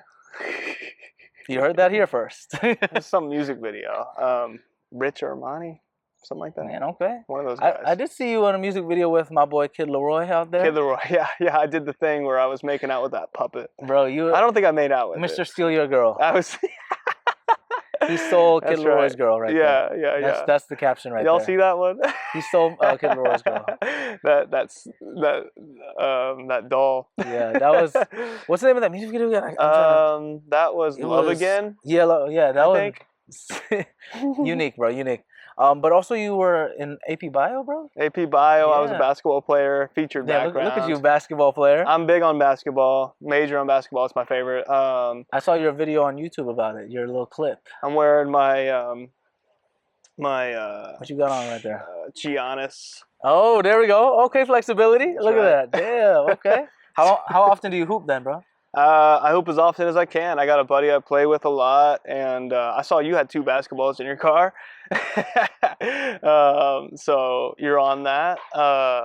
Man, I hoop all the time. I played with a professor. You know, but I saw, dude, that I played with him twice. Bro, he's a beast, bro. He's a beast. He's major. How does he do all the like moves like that? It's years of practice. He's a professor, all right. You know, he's a professor. He's a professor. He'll teach you something. Man, I went in with a game plan and everything. He's tough. If you think you can beat him, I mean, there were these 2 guys that did really well against him in the video I'm in. Yeah. If you can see you got a couple like close. I got a shot. I got a shot in. You got a shot. I got a shot and I got a steal. Yeah, with your long hair before the long luscious locks. Long hair. Bro, I didn't know everybody was yelling at me, Fabio. I know, everybody. Everyone calls him Fabio. You guys got to check it out. It's so funny, man. I didn't realize you had long hair, bro, because we just met like 2 weeks ago. That's wow. I've had really long hair. What made you want to have that long hair, bro? I was just thinking to myself, well, it was really good for modeling. Modeling, it made me stand out, and it created that like look and that like aesthetic that a lot of people want. And what really did it was I just wanted to grow it out because I was thinking the older I get, the less hair I'm gonna have. I want to just grow it out. But what did me in, the reason I cut it was because one time I was at Witch Witch in Austin, Texas. I was sitting in my car. I was sweating in the humidity, fucking 95 degrees that day. And I was just so tired, and I don't know what was going on. I didn't have any AC in my Impala. Oh, man. Shout out to the Impala surviving. The 2007 Impala. Is it still alive, the Impala? No, Impala's gone. I sold that shit for $600, and it had a different colored door. Damn, I was in a wreck. Well, you used it till the end, bro. I sure did. Till the wheels fell off, as they say. The power steering was leaking. The oil was leaking. Man, when I first moved here in that car, I parked it. Oh, you drove it with that car? I lived in it for 3 months. And then when I finally moved into a place in North Hollywood, it broke down? No, it never broke down. It was a great car. Sweet memories. Shout out to them. If you have that car, send a picture. Some girl in South Central bought it. Okay. I hope it's still good. I hope it's still good. She told me that her uncle was gonna paint it or something. But anyways, that car. What was I saying about it? I don't even remember what we were saying about it. I just remember, I'm just picturing the Impala right now. The first place I moved into, North Hollywood, man, they got pissed because I was parking it in the driveway and it was just pouring oil. Bro, really, dude? And they made me clean it. They made me get a brush and scrub it. Yo. Yeah, that was fun. Yeah, well, shout out to the Impala, all the memories. Impala and the long hair. That's the. So you cut it because of the humidity? Oh, yeah. So I was at Witch Witch and I got a sandwich and I was sweating and I was hot and I was tired and I went to bite the sandwich and my hair got caught in the sandwich and I took a bite of my hair and I said, that's it. And I went and got a haircut the next day because I just couldn't have it getting in the way of me eating and it was hot and I was like, I can't with the hair anymore. And bro, I mean, that's why I always put my hair in a bun, bro, because like whenever I get it down for any shoot or anything, it's just so annoying, like you said, when you're eating food. And I hate the taste of hair or like a hair on you. And if it's your hair, I want to rip it out, but then I realize, oh, it's my hair. I can't just rip it. My hair. You get what I'm saying? So, yeah, but your hair looked amazing, man. And you said you grew it out twice. Yeah, I got it down to at least my shoulder blades twice. Yeah. So you got it down there and then cut it to this length, and then again. Usually, I like this length. That's cool, bro. That's like a swoopy. What's it called? This is I call it the halo because it kind of creates that. But this I found this in middle school and it's been my favorite. And there was a short period where I was booking a lot and it was this hairstyle. So to me, I think it's more commercial and yeah, the industry dictates how my hair goes. That's fair. And also I was doing hair shows. And so that's another reason why I kept the hair. And a hair show. What's that? They love a big major transformation. So if you have long hair like that, they love to chop it all off. Oh, I see. Make it gray and whatever. And I might have to do that then before. But I've had this long hair for a while, dude. Like I grew the sides and back during COVID. Like well, as an Asian man, the bun has more respect to it than as a white man. I was like, where is this going? I was like, as an Asian man, I was like, I'm just saying, it looks better on you. Thank you, brother. I know, I get you. I feel you, bro. Because like, yeah, if you also see on set, if someone has a bun that's like not Asian, you're like, especially nowadays, like I think back then, maybe was it like 8 years ago when it was like the man bun was actually trending? Yeah. It was like more commonplace. Yeah, that was like an 08 thing, huh? Yeah. Like, when was that? You saw like, bro, like you saw like a lot of white people, Hispanic people, black people, everybody, you know? Rocking that man everybody bun. did the man bun. So it's like, you're right. That's very It's funny because some girls love it and some girls don't. I know. It's kind of strange. What I like about my hair is I can kind of hide it. So sometimes on some angles, it looks like I have regular hair, like just like a pushback or whatever. On, yeah. Just look. Yeah. Just like whatever. So it's like as manageable, but I do miss having short hair, bro, because like playing sports with the long hair is so annoying. Oh yeah, you know how that is, bro. Sports player, you gotta take it down. Like I have to always wear a headband when I play soccer or basketball. Yeah, basketball too, because it's always that makes your head hotter. Oh my god, yeah. And then like the quick cuts and everything, it's just like, I will say though, running is really nice with the hair because it swooshes. You know what I'm saying? Like you don't need a headband. I never thought. I was like, oh, it's just because you're just going one direction, you know? Yeah. So it's like the wind comes back and I don't know how many times I did this to get the hair out of my face. I know. Like and in the middle of, you gotta. It adds an extra step. Yeah. It's like I can't see. It's like a pump fake, you know? Well, that's part of your move. They're like, what's he doing? He's just moving his hair. Bro, I mean, yeah, when I was playing, I forgot soccer like a couple of weeks back, dude. You know, I always play up top as a striker, and you have to always turn your head, right? So I was trying to do a quick scan. Yeah, dude. And I covered my eyes. I'm like, where did the ball go? It went in for some reason. I don't know how. It just, because it's feeling more than anything. Instinct, yeah. Talent. And you went into that ultra instinct. Instinct. Arigato. Ultra instinct. Well, going back to the commercials, bro, what has been your favorite commercial set that you've ever been on? Okay, well, my favorite commercial set was Doritos, and it was the first commercial I ever did. And there's a great story behind this. Tell me, yeah. So, I've dabbled. I've been known to use a little bit of the devil's lettuce. That's just a southern thing, bro. The devil's lettuce. I haven't heard that in ages, actually. If you know, you know. You know. If you know, you know. That's what we'll leave it at. I had this much on me. Ugh. This much. And I got arrested. Oh. And my Doritos audition was the next day. God, so in person. Yeah. And this is before COVID, so everything was in person. I went to jail. I was put in a holding cell with like 20 other big, scary guys. I was 18, so I just hit my growth spurt. I wasn't ready. They were ready for you. They saw it, they're like, hey, we're ready for this guy right here, you know? No, nobody bothered me. Thank God. Thank God. Anyways, I stayed up all night, never went to sleep. They got me at like 10 p.m. I was out the next day, bailed myself out, called my sister. Bailed yourself out? Yeah, it was $120. I had the cash on me because I was a server at the time. Yeah. Oh yeah. Shout out server life. Guy tried to get me on trafficking, bro. It's $120. And you know what was fucked up about that? The guy, as he's putting me in the car, he's literally putting me in the car. Don't worry, man. It'll be legal in a couple years. That's wild. That's beside the point. So anyways, I get out, I see the judge, all that. And I call my sister. I'm like, please come pick me up. I have an audition. I need to get there. My phone dies. She shows up. I'm calling my agent from her phone. My agent, hey man, please, because I'm going to be late to my audition. My car got towed. That's all I told him. Like, if he watches this, he's going to find out. Because I never told him. Yeah. That was so long ago.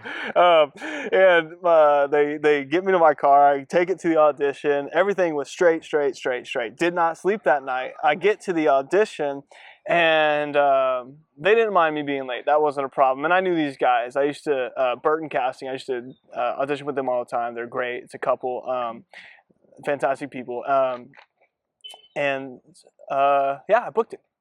And it was like, and everybody always says it's because you had that raw energy. It's because you had that crazy, chaotic energy. And had the devil's lettuce, doesn't it? Maybe. The devil's lettuce. I was still high from last night. The lettuce got you loose. How about that? We'll say that. Maybe, man. Maybe. Hey, man. Life is funny. Like, we always talk about it, man. You really never know. Yeah. And imagine if what you looks didn't go to bad. jail. Yeah, exactly. What looks like a bad situation could be the best thing for you. Absolutely. But why it was my favorite set was I worked with people on that set that I'd worked with before, and I got to be seen in the principal light rather than the extra or stand-in light. And it's different. It is different, and it was cool. What was really cool about that set was, one, that was my first time being seen in that light, and so feeling that respect. And then also I met great guys. Brian Hickey was the guy that I was sitting next to, and the guy who rode the bull, his name was Sterling. He's a badass. Talented. He rode a real bull. That was a real bull on the commercial? Bull. We saw it. They green screened it, and they transformed it into a bear. That was my first time ever riding a horse. We shot that downtown. The first time riding a horse ever, Texas, and I was sandwiched between two guys. Which, could be your fantasy or it could be your nightmare. Depends on who you are. I'm somewhere in the middle. Okay, it's fine. Literally, I was in the middle. And I was on this horse. That was my first time riding a horse. Bareback, sandwiched between two guys. What a dream. What a dream. What a dream. What a dream, right? No, that's true. That's true. And I've ridden a horse a few times since then, normal. The way you would expect. You kill me, man. This guy killed me. Yeah. But it was so cool because we were at the rodeo and we're riding bulls. He was riding a bull, and we're all, and it was my first booking of a major national commercial. Yeah, feeling that and just all of it. And I had a major audition the next day. So in between cuts, I was studying this major monologue. It was 3 pages long, and this is where I learned another great lesson. I went in for Vicky Boone, another great casting director in Austin, and I tried to do this thing, and I was like, I can do it off memory. I didn't have it memorized, and I had learned in something. So the casting directors at this panel I was at, they mentioned, don't be afraid to restart. It's your audition. It's your time. Take advantage. So I did that, and I restarted like 2 or 3 times because I kept messing it up, and it was just so obvious that I came in unprepared, and that's where I screwed myself. I should have just read off the page. So I learned a major lesson right there. I mean, it's also tough, too, because the turnaround is so quick for some of these things. And you said 3 pages. I got that the night before. 5, 3 pages monologue, and I'm filming. And it's like, how? And so I should have, I don't need to explain any of that to her. I should have just walked in, read off the page, and did the best I could, rather than, let me start over. Like, that was so arrogant. Well, that's a good lesson to share, bro. Thanks for being open with that. Because, yeah, it's not easy to also be in that moment and having that repeat. So every time you messed up, you said you wanted to start over each time? Yeah, and I did that with confidence because I learned in a casting director panel that that's something you can do. And that was my first time doing it. And with a major casting director like that. That's tough. And that was for a feature film that starred like Bella Hadid. Mm-hmm. So, you know, not the most major in the world, but still a big star. Yeah. I think it was, I don't remember what it was, but big thing. That was a while back. Yeah. But Yeah. man, I mean, also that's the grind of being in the industry. You never know when you're going to have an audition. Maybe it could be on set, you know. And you have to always be ready, like we were talking about earlier. You have to always 100% be ready. And it's exhausting, but if you love it, you got to do it. I mean, you got to do what you got to do. You got to do exactly. Put your big boy pants on, strap up them boots. And honestly, it reminds me strap up the boots for the devil's lettuce. It takes me back though, because you know you've been in the service industry doing those types of jobs. Mm-hmm. I'd rather be tired being on set than cleaning a driveway. No matter what. You know? No matter cleaning what. a driveway with all the oil from the Impala. Bro, that visual is in my head. I missed that Bro, car. that visual is like in my head. It's just dumping down all the way, and then your neighbor's like, "Yo, Paul, what is this, bro?" They were so mad about it. What is this? They were so mad about it. I mean, yeah, I can't even imagine, bro. Man, shout out to Doritos. Let's get our boy back. Hey, bring me back, Doritos. They haven't made a new commercial, I don't think. Any new? Oh yeah, people. I don't know if you said that. Somebody said that. I haven't recently. seen one recently, actually. So I don't know. They do have that. Have you guys tried the new protein Doritos? No. What kind of protein's in there? Whey or? I think it's whey, yeah. Because that's cool. Because you know, like with the nacho cheese one, you can just get some whey, whatever. Okay. So I haven't tried it yet. Actually, I might try it later because it's 10 grams of protein for one serving, 140 calories, and cheaper than the Quest protein chips. Have you tried those? I've tried them. They're They're pretty okay, but the Quest ones, they kind of dissolve faster than the was it Doritos protein ones? Yeah. It basically tastes like a Doritos Light, bro. Hey, so me personally, I don't really get into chips really much. I'll eat them every once in a while because they do taste good, but like, I just believe in like getting your protein from meat and stuff like that. You know, real, true protein straight from the source. Yeah. Like that's you kind like of what meat I'm straight about. in your mouth. Right. You could put it that way. In between two guys. Wait. You could put it that way. We're talking about the same thing, right? Okay. If you want to word it that way, you could. It's true what you're saying. We'll clip it there. We'll clip. You're true. No, but you're a big workout guy. So what? I mean, how do you feel about that kind of stuff? Bro, I mean, I like to get it, like you said, naturally from the source. But I'm actually vegetarian, bro. Really? Yeah. So what? Pea protein? Pea protein. I still eat eggs and cheese and everything, but okay. I try to minimize like just the. I mean, the thing is also with whey, because I still drink a lot of whey. I literally had a protein shake before this. It's just basically the concentrated version of it, and as long as you can like kind of read the ingredients, I think it's pretty okay. Because some of the protein stuff is like ridiculous, bro. It's like gum 792 or caramel. Any gums, any caramel. That's I just saw something where like caramel is not caramel. It's something else. It's like something some completely kind of color. different. Yeah. Obviously, like 80-20, I think is a good rule, you know, to try. Like you can get those little things because if you're always hyper restrictive, it's kind of like the thing where we're talking about like was it the mental part where you're just like pushing everything away. Eventually, it'll come back even stronger. You know, like in whether it's like a sugar craving. Let's say you love cookies, bro, and you completely cut it off, and I'm talking like you love this. You love cookies, bro.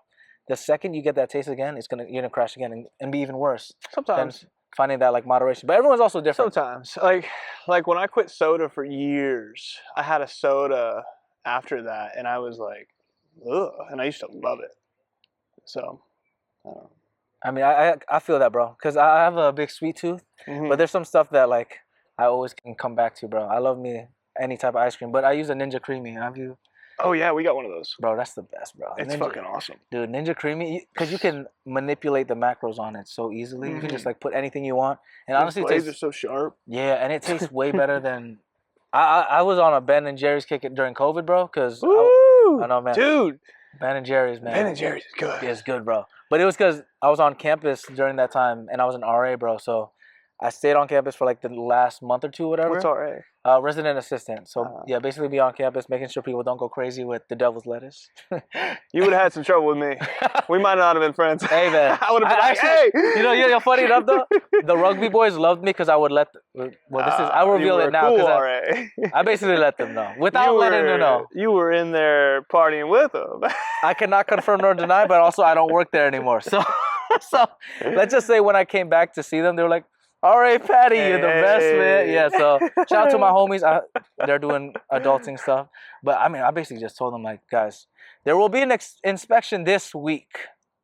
I don't know what day, but it will be this week. Like, making it obvious, like, just don't be dumb. Like, it's not, I've had fun in college. I've done all the crazy stuff, substances, whatever. You ever have to use fake pee? Oh, I have never done that, thankfully. No? You've done that? Oh, yeah. Oh, God, bro. I had to get a job, man. You're crazy. Snuck it in between the legs. Had to waddle in there. How the heck do you do that, bro? Yeah, you just take I've only heard stories, take bro. A chance. And you didn't get caught? Oh, dude, I didn't even have a car at the time. I had to ride a bus for several hours. I had to keep it all right there. Without it bumping around on the bus? Mm-hmm, yeah. With it bumping around on the bus. But it stayed warm. It has a little warming pack that it comes with. It's called Monkey Whiz. Shout out Monkey Whiz, man. Monkey Whiz. Saved my life. Got me into the valet parking. That's what got me to that Ferrari. Shout out. Monkey Whiz equals Ferrari. Monkey Whiz equals Ferrari. Hey, you know, this is our thing. You got to do. I'll tell you this, though. If you're with someone strict, they might catch you. Because the lady that inspected my urine was looking at it. She was suspicious. There were no bubbles.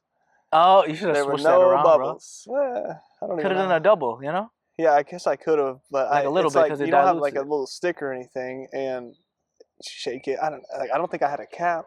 Maybe it did, but wow. Either way, I love all the illegal activities. Hey, weed's legal now in most places. I mean, a lot of places. A lot, yeah. It's decriminalized. Yeah, I mean in Connecticut too now. It's like super legal too now. Shout out Colorado, man. Colorado. They legalized. They're the reason mushrooms are becoming decriminalized too. Wait, hold on.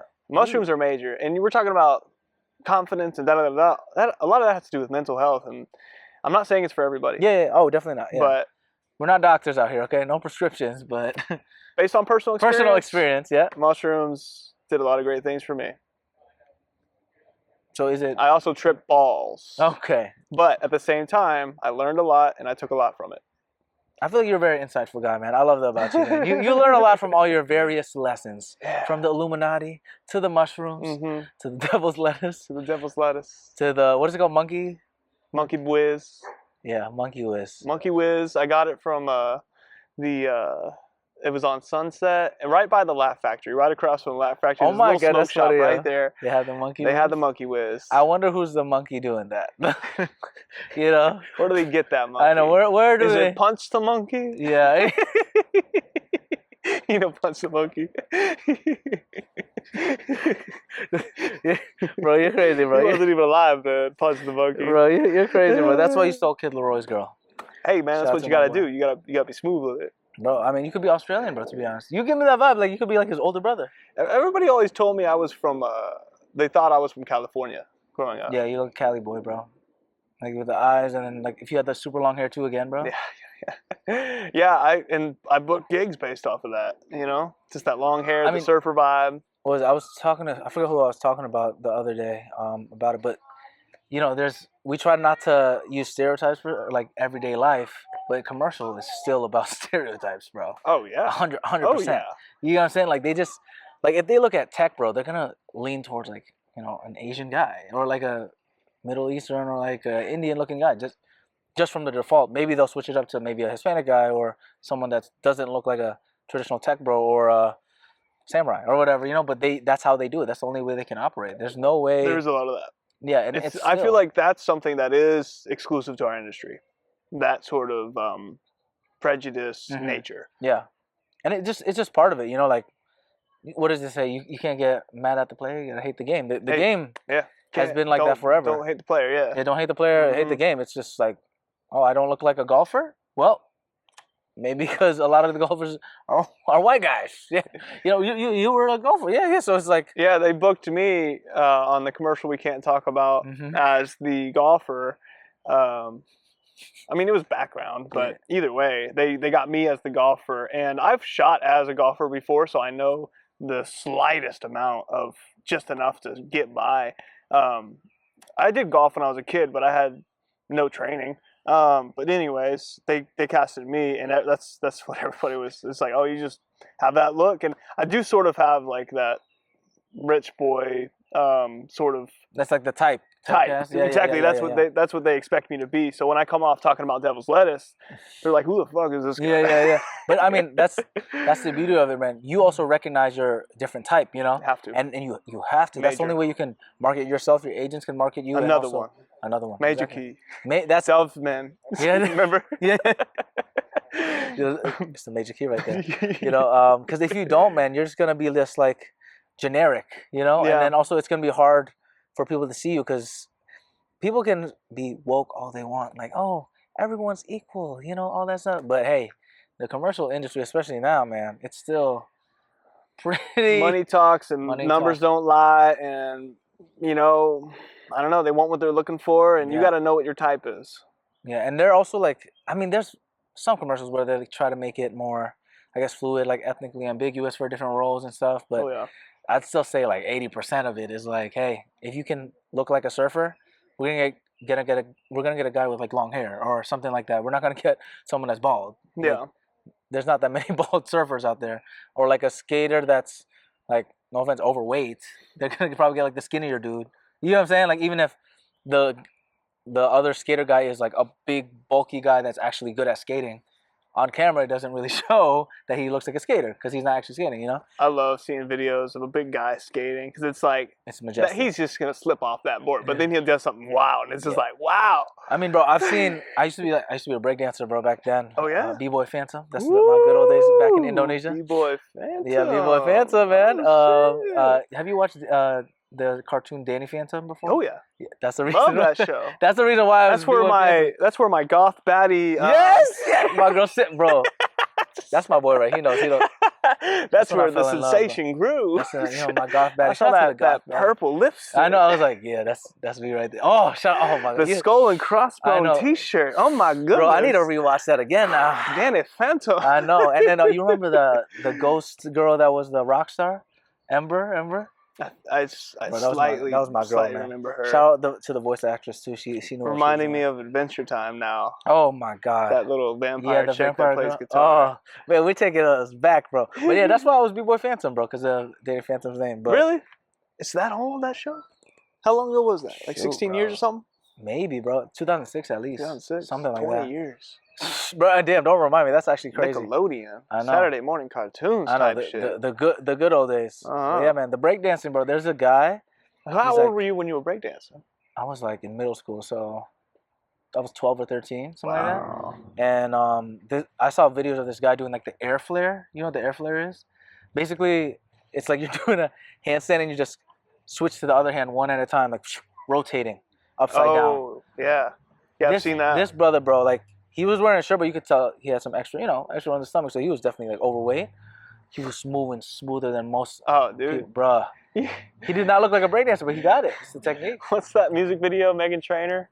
Which one? She's got that big guy. Oh yeah, dancing. Yeah, doing this. I was like, wait a minute, what the heck? Dude, I did the splits the other day. I was back on this other commercial, and this girl was like, because I was like really going at it. Like everyone else was just kind of like.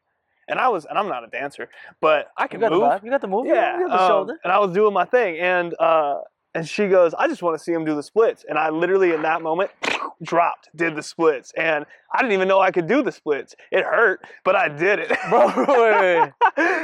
You good, bro? Oh yeah, I'm sitting down. I'm all right. The prize jewels are okay. The monkey balls, or was it the monkey? You know what got me was like right back here, right under. Or like the glute. Yeah, kind of the glute to the thigh. Wait, so did you do like this one? This split? I did straightforward. Straightforward one. I just slid slowly. I've never been able to do that one, bro. Me either. I don't know how I did it. I don't know how. Bro, when I was like really determined on it, because like with the breakdancing, you need a lot of flexibility. Yeah. Even recently, the Jean-Claude Van Damme split. Jean-Claude Van Damme, where he Martial jumps in the air and kicks side. Well, he kicks side to side, but there's a picture, I think, of him between two chairs, and he goes like this, and with like his. And he's sitting like with his. You're doing a split, right, bro. I've seen that. See, I could do that before, but I've never done the front one. Just because it's scary, bro. I don't want my balls to disappear. I could never do. I mean, to me, it seems like you'd hit them harder on going the opposite direction because a little bit more of the. Yeah, it seems like it'd be a little more open. But the thing is, for that one, bro, you can kind of ease into it. This one, I think you have to. I have no idea. I eased into that. I slowly. It, I can't either. I didn't think I would be able to. I wasn't wearing my own clothes. That's why I did it. Oh. I was like, if I rip them, hey, you know. Bro, that's insane, dude. Oh, man. Yeah, besides the crazy dancing and acting, model as well, right? Yeah. Any tips for people that are like trying to pose, because people don't realize how hard it actually is to pose properly?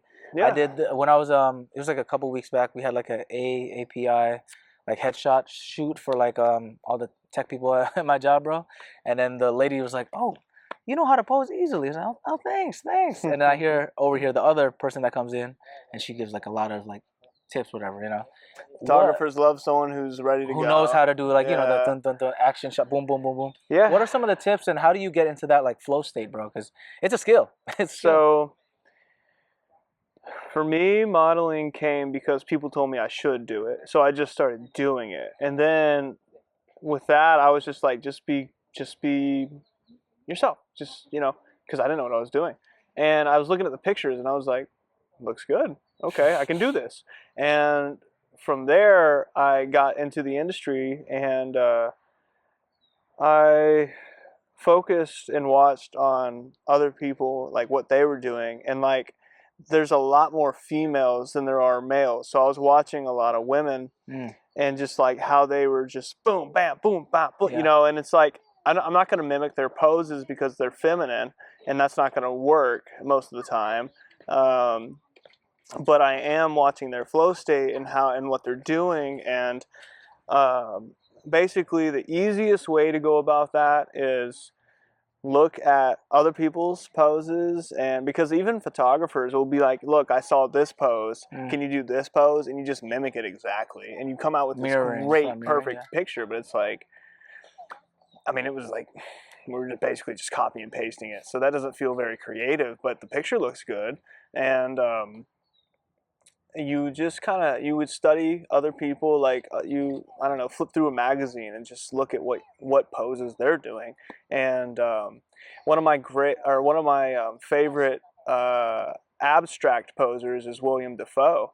And he does a lot of wild poses, and he looks great. But I feel like if anyone else tried to do that, it wouldn't work. Yeah, if I would have done his crazy, I know what you mean. He's done some crazy shots, bro. They're like so unique with the hand posing and everything. And he specifically tries to be unique, you know.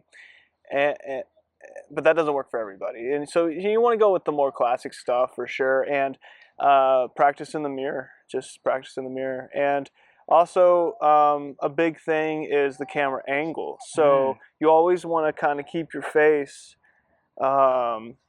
in a position where it's going to look good. So you have to know what looks good. So you have to practice either with someone else and review the footage, or practice at home with your own camera, your own phone. Know your angles a little bit. Know your angles. Know what side looks better for whatever it is you're doing. And that's what people forget, that there's always going to be a better side, you know? Yeah, I still haven't found mine. I feel like it changes around. It's everywhere. Yeah, maybe Look at that. See, mine's on my left. That's why I'm on here. Just lucky. I'm on the my left side. That's why I leave it here, bro. This is what I've learned. If you see all my episodes, I'm always on this side. Oh, spoiler. Sorry, I'm going to get you next time. I know. Like, yeah, why don't we do just it sit down first, and you're going to be like, yeah, sit over. I'm like, hey, everybody, like just rotate the whole other side. I mean, I don't take it like too crazy seriously, but some people though, like I'm sure you've seen those skits where they're like, oh, look, hey, everybody, and they have to do like the completely different angle because that's their only good angle. Oh yeah. There's a couple episodes of Seinfeld that kind of talk about that. Yeah. So do you have a separate agent for like modeling, acting, and all that stuff? For every. What's your whole like lineup? If you can peek into that, bro. Every division has a different agent, and I like to be non-exclusive because it gives you the flexibility to book with each of them and not have to pay up on each one, because sometimes you'll have a modeling agency that represents you in commercial as well, and now they want to cut what your commercial agent got you. Yeah. I don't think that's necessarily fair. If they're making you a lot of money, it's worth it. Just give it to them. No, seriously. And but yeah, you got to have an agent for every division. Otherwise, you're going to be missing out in that particular division. And if you have an agent that represents you across the board, you're doing yourself a disservice, because there's obviously one division that they hone in on and have more connections in, and that should be the only place they represent you. If they've got you locked in theatrical and commercial, but all they shoot is commercial, you're wasting your time theatrically, and that's not fair to you. And you just have to watch out for that kind of stuff, I'd say. So, I mean, I had an agent for modeling, for commercial, for theatrical, and, you know, whatever it is else that you're doing. You can get an agent for comedy, you can get a manager, and that's more across the board. That's more socially accepted as across the board. And your manager is supposed to be really personal with you. And what I love about the agents that I've had for many, many years is that they're very personal with me. They know how to pitch me, they know how to get me in the room and how to get me called back and stuff, how to make me look appealing. So those are the kind of people you want to work with. And it's not always the people who reach out to you. That was another big mistake I made throughout the years, is only working with people who reached out to me.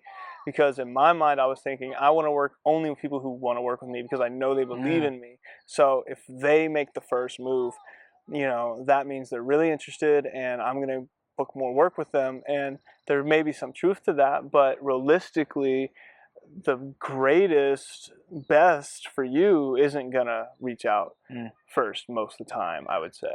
Wow, a lot of great insight. I love that. Yeah, having all those different options also is a good thing too, because you never know what network they're gonna tap into too. Because now your net is even wider, you know. Because if you just had one, the network's kind of the same kind of pool. They know those. They know a limited number of people. You get a second net. They know a limited number of people. You want to be. Especially with a place like in Hollywood where there's so much saturation, everyone's doing this. You know, you have like plumbers that also are actors. You have teachers that are also actors. Everybody's so an actor. At this point, you know, there's just so much saturation. So it's good to have like the wider net because then you can catch more fish, I guess, in this big pond. You want to have as many eyes on you as possible. That's the game. That's what we're doing. Yeah, it coincides with the whole like saying yes to a lot of things because obviously being selective. Don't go to that couch now, guys. Like we said, stay away from that greasy couch. Greasy zebra print couch. Okay, oh man, that's it ain't pepperoni grease. For the pizza party, you know. And I've seen a double P right there. Boy. Pizza party with Patty. You know? We don't know anything about that. I know. Yeah. I never been. I don't know. We haven't been there just yet. But what does a week look like for you then, man? Because I feel like people in the industry always have unique weeks. I mean, we're recording this on a Tuesday. What is like a week for Paul look right now? I am majorly blessed. I'm working on commercials like the one I met you on. I'm doing social media ads. I'm doing short films. I'm doing theatrical feature films that may be, depending on the project, could be unpaid and it might be worth it. It just depends. Or it might be paid or whatever. And I just take what comes my way. And like I said, I'm enormously blessed. I've been doing it full time for over a year now. Hey, congrats, bro. That's sick. Dude, I've tried to do it that way several times. This is my third or fourth time doing it. Quitting my job and diving straight in and just being all in. And it's not easy and it's not always consistent. And you have to, you know, you got to be ready for the ups and downs. And when you fail, it doesn't mean it's over. It doesn't mean you're supposed to give up. It's not a sign to stop. Like, don't listen to anybody that tells you that. If you truly believe you want to be here and do this, or wherever you are and do this, then keep at it. Don't ever stop. Because, you know, if you truly want it. If you don't truly want it, quit today.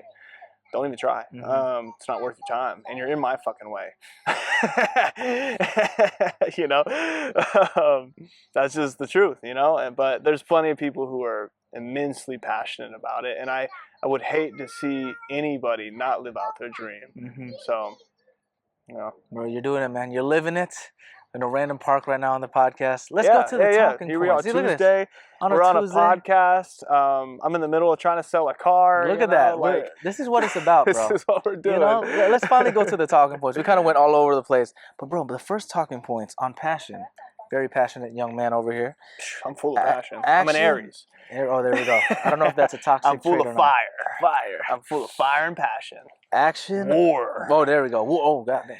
War with the horses. I'll rip your head off. Oh, there we go. The horses and the two people between the horses. Acting before feeling ready, okay? When did confidence follow action for you? Practice makes perfect. Hard work gives you the confidence because you're set. you have it. It's played out. You performed it already.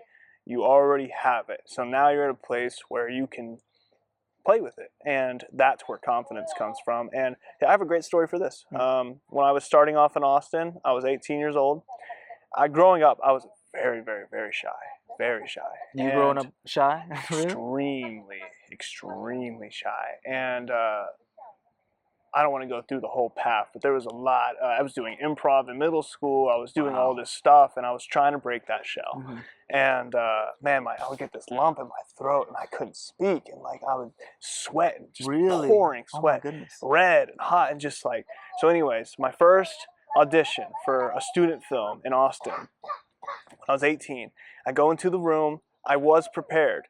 I got super red. I could feel the sweat on my palms and my pits just filling with sweat and just literally pouring like a movie, like just like a waterfall, it was real. That's like I could not believe it. And I did the scene, and the guys, I could see them. There was 3 students casting this, and they were just watching me like, wow, this guy is going through it, like fuck. And they were very polite. And that was horrid. That sounds insane, bro. But I got through it. Obviously, I didn't book it. If you did, I would be like, maybe that's what they were looking for? Yeah, that'd be hard to mimic, recreate. But no, this is what I can say about that. It was never that hard again. So you got to just put yourself through it. I love that. Yeah. That first step is always the hardest, man. Whatever it is, whether it's like, especially in entertainment, like you said, just getting that audition and then being on set the first time, you kind of, things get a little bit easier each time because you're like, oh, I've been here before. And that imposter syndrome, it will always linger. I feel like I get that all the time for everything, whatever it is. But the more you do it, the more reps you take, like you were saying, it's just like it becomes part of your identity. And now you're like, oh, I'm not just acting. I'm an actor. I'm a model. I'm a comedian. I'm doing the thing, you know? It takes time because people look at you like you're silly when you mention you're a model. Yeah. Oh, you're a model? I think especially with model, though, I think is a big one because people are always like, oh, what you mean? You call me ugly? Like, you know what I'm saying? Like, you know? Yeah, it's true. It's true. But there's a lot of models out there, man. You can be any shape, size if you're fit. You can always be a model if you're fit. I mean, but they're even looking for overweight. They're looking for everything, literally everything. You can always be a model. That model doesn't necessarily mean the stereotypical, you know, whatever. Like Greek god, chiseled, Right, yeah. And especially now, there's more openness to it. Sometimes they're even looking like for specific body types. They're like, oh, we want a dad bod. We want all sizes. Yeah, dad bod is something I see a lot. Or like very scrawny, or you know what I'm saying? Like the MGK look kind of thing. Yeah. Get out of my room, how you doing? Like the skater boy. Oh. Yeah, like the skater boy, you know? Yeah, they want that. Yeah. I mean, you never know. You never know what they're going to want. And like... there's a lot of like streetwear brands. They want everyday people. They want normal people. They love messy hair. They love, you know. My agent told me once that he had a client showed up for his headshots right after skateboarding. He was sweaty and gross and all this stuff. And most people show up for their headshots looking perfect.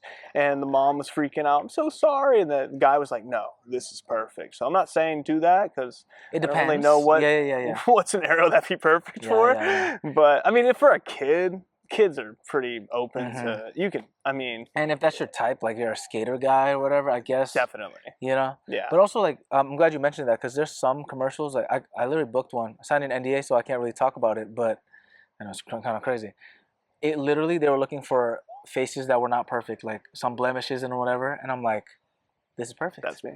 I know that was now you see my pimples. Nah, bro, you barely have any, bro. I look for that. Blemishes, I'm like, I got them.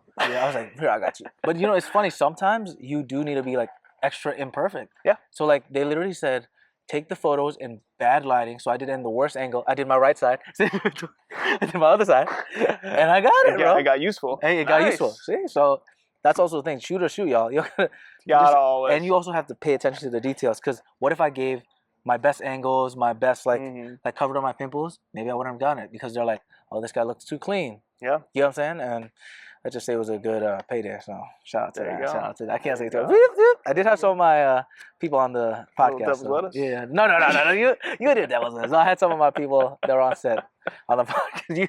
You got them devil's lettuce. It's time to celebrate.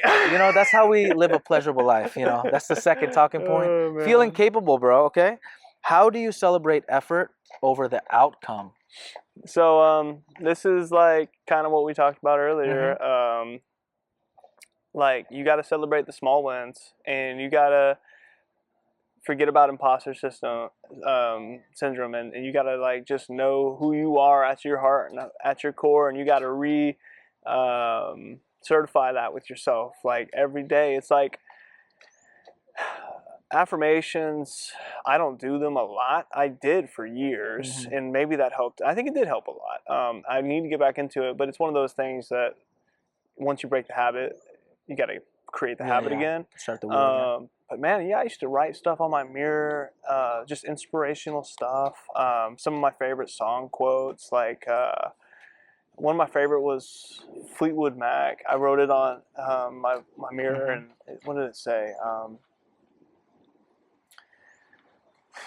I can't remember it, but you gotta have just stuff that you enjoy in your life.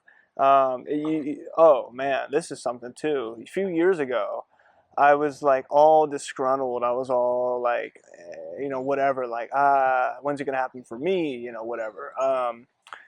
And then that's when I really gave in to God's plan, and that's when I was like, okay, let's say I died tomorrow. What are people gonna say about me? Oh, well, he really wanted to be an actor. He had some success, but he wasn't really like there. And that's my whole life. That's all I'm about. It's kind of sad. So I wanted my life to be about more. And so I think it's important to have more in your life than just the one thing that you're so passionate about. You know what I mean? It's just like, or if you're a skateboarder and you lose a leg, what are you gonna do? I think that's the biggest thing for like a lot of athletes. A lot of my friends are athletes that played tennis all their life, played soccer, basketball. The second it's taken away from them, it's they crushing. lose their identity. Yeah, the identity's completely gone. Because at least with acting, if we lose it, you never really. You can always be an actor. Yeah, you can. I mean, There's gonna be something for you. There's always something, but like athletics, especially imagine you played in like the NBA or like Olympic level, and then the second it's gone from you. That's why I think it's important also to have multi-passionate, like be multi-passionate with a lot of things. Like, you love the fact that you love basketball, bro. Yeah, and you're still acting, and and then the whole like claymation stuff. Maybe we'll get back into it again. Like, that's how you become a. I do like it. Well-rounded human, and it keeps you sane. Because I'm not 100. Like even for the podcast, I love the podcast. All my Patty Show people out there, but there's some days where I'm just like, we love this podcast. Yeah, of course. And We episode all 95. love podcasts. Episode 95. We're almost at I was 100. born in 95. Oh, there we go. I want to bring that up. See? Oh, this is perfect. This is that synchronicity. Synchronicity God's in life. plan. God's plan. Everything comes together. Namaste, arigato, God bless. See? All of the languages. All that stuff, man. But like there's days where I'm just like, I love acting, I love podcasts, but there's some days I just want to, I don't know, watch a movie or just lay down or just play soccer or just whatever, anything else. It's impossible. It doesn't matter how passionate you are about whatever thing it is. There's going to be that 1 or 2 days or whatever where you're like tired. So you have to have stuff that keeps you going, keeps cycling through, and then you can always come back to it. Now, if you fall off the wagon and you just keep falling off the wagon, that's a different story. That means, I guess, you weren't really passionate about it, And that's where we ask the question, like, it's like, do you really want to be an actor in Hollywood? Yeah, what do you want to leave some room for us? Yeah. What are you willing? Exactly. What are you willing to sacrifice is to? major when it comes to any of this, especially being an artist. Yeah, it's a big thing. If you want to become that elite level too, you have to. Wake up early, late nights, all that, whatever. I was at a panel the other day, and this guy said something great. You can't be the world's best at 2 things at once. I mean, if you are, wow, incredible. I think a few people have done that with a few things, but that's like but that's so rare. So rare. You can't be the world's best son and the world's best boyfriend and the world's best actor all at the same time. Those 3 things will never happen all at the same time. That's major. Bro, that's such a huge factor. I mean, you see all the elite athletes, the elite actors, but I mean, Leonardo DiCaprio, probably the best out there. Is he the best husband? Is he even a husband? He's dating girls that are young. You know, That's what if the it makes him internet happy. Yeah, if it makes him happy. Hey, But whatever makes you happy. whatever makes you happy. But it's I mean, a lot of these parents also that are like in the film industry, all the big name ones. You know, you got like, what was it Ben Affleck and all them? You think they're the best dads? Look at his marriages. No offense, Ben Affleck. I want you to be on the Patty Show. I love you, man. Best Batman ever. Best Batman ever. And he did it Puerto Rican. Shout out to you. Really? Shout out to J-Lo. Yeah, J-Lo, bro. Remember, weren't they married? I thought you said he did it Puerto Rican. I'm like, Oh, really? no. In 2026? I was like, wait a minute. I got to see this Puerto Rican Batman. Ben Affleck. No. What the Don't quote me on that. Could you imagine? No. We'll make a claymation of that. How about that? We could. Puerto Rican Batman. Celebrity deathmatch type of thing. Bro, that's another one. Dude, you're taking me back. Celebrity Deathmatch was the best one MTV too. back in the Bro, day. that was a great, man. You bringing all the good memory, all the positivity. Just like our final talking point, man. Self-talk that, surprises you. What do you say to yourself on those tough days where you feel like, I'm not an actor, I'm just a pleb?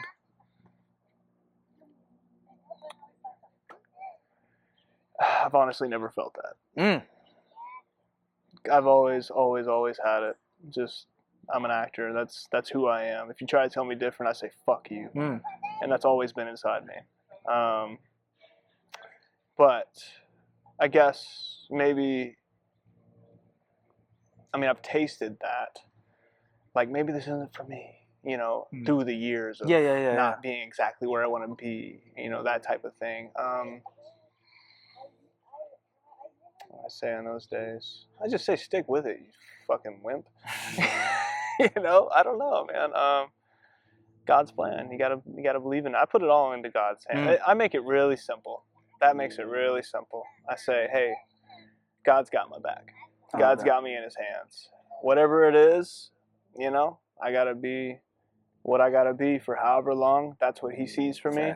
That's just the way it goes. And like I said, right now I'm extremely blessed. I'm a full-time actor. I'm not where I want to be, but I am a full-time actor, and that's like, that's it. You got to think about it. It's perspective. Yeah, people dream about it. You dreamt about it before, right? When you were doing the ballet. When I was doing all those day jobs. Yeah, I wish I was in whipping the Ferrari. I've literally done so many jobs, and what I can say about that, and I hate that it was Kevin Spacey that said this because he's got such a bad rep now, but Kevin Spacey said, it was his story that sort of inspired me to do this. Dog. Shout out to the dogs out Shout there. out to the dog. Thank you.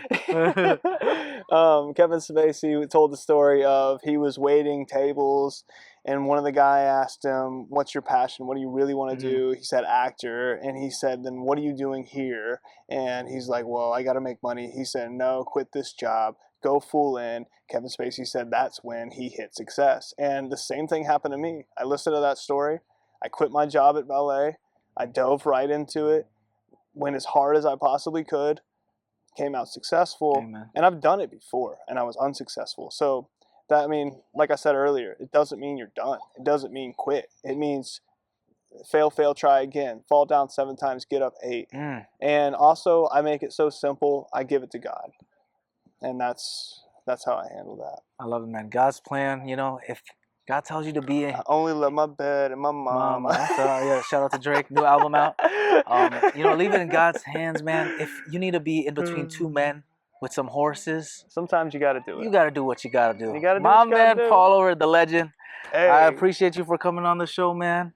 Do you have any future projects that we can tease that you didn't sign an NDA for? Because I know you have a lot of those probably. Well, there's a feature film coming out called A Bump in the Night. I was in that. A Bump in the Night, okay. And I'm this psychopathic, knife-wielding son of a gun.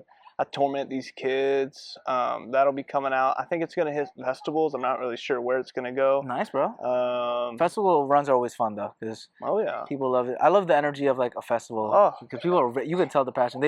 The thing is, respect to them, they watch all the movies, and I can barely watch 1 or 2. My attention span is terrible. So shout out to all the people out there in the festivals. Keep doing your thing. Damn, that's exciting, bro. Yeah. Where can we find you again? Mr. Me, Superfly? I'm Paul Ray Superfly. You can find me on Instagram. That's my main channel. I might get into TikTok one day, but I'm a millennial. I don't know anything about TikTok. That's tough, bro. But I need to. Here's another great acting tip. Last one. get on these websites. Become present. Yeah. It will get you places. Exposure. Exposure is major. That's how you become super fly like him. And why do people call you super fly, by the way? Super fly basically means cool in any situation. And that's you right here. My man right here. From all the craziness, I appreciate you, brother. Thanks for coming to the show, man. Hey, man. You know, you guys can Thanks find us at Patty Show Podcast on TikTok, Instagram, Facebook, pattyshow.podbean.com, at Patty Setiade, Instagram, all that good stuff. And we like to end with a little bow and arigato at the end. So whenever you're ready, on 3, 1, 2, 3. Arigato, everybody. Arigato. Thanks, everybody. Thanks for joining me on this episode of The Patty Show. I hope you had as much fun as I did exploring the crossing point of the 3 Ps: passion, pleasure, and positivity. If you want to keep the Patty Party going, follow us on Instagram, TikTok, YouTube, and all social platforms at Patty Show Podcast. Share this episode and leave a positive review. PattySetiade.com/podcast, as well as pattyshow.podbean.com have got more of your Patty Show needs. In the meantime, keep passionately pursuing your personal paradise. Arigato.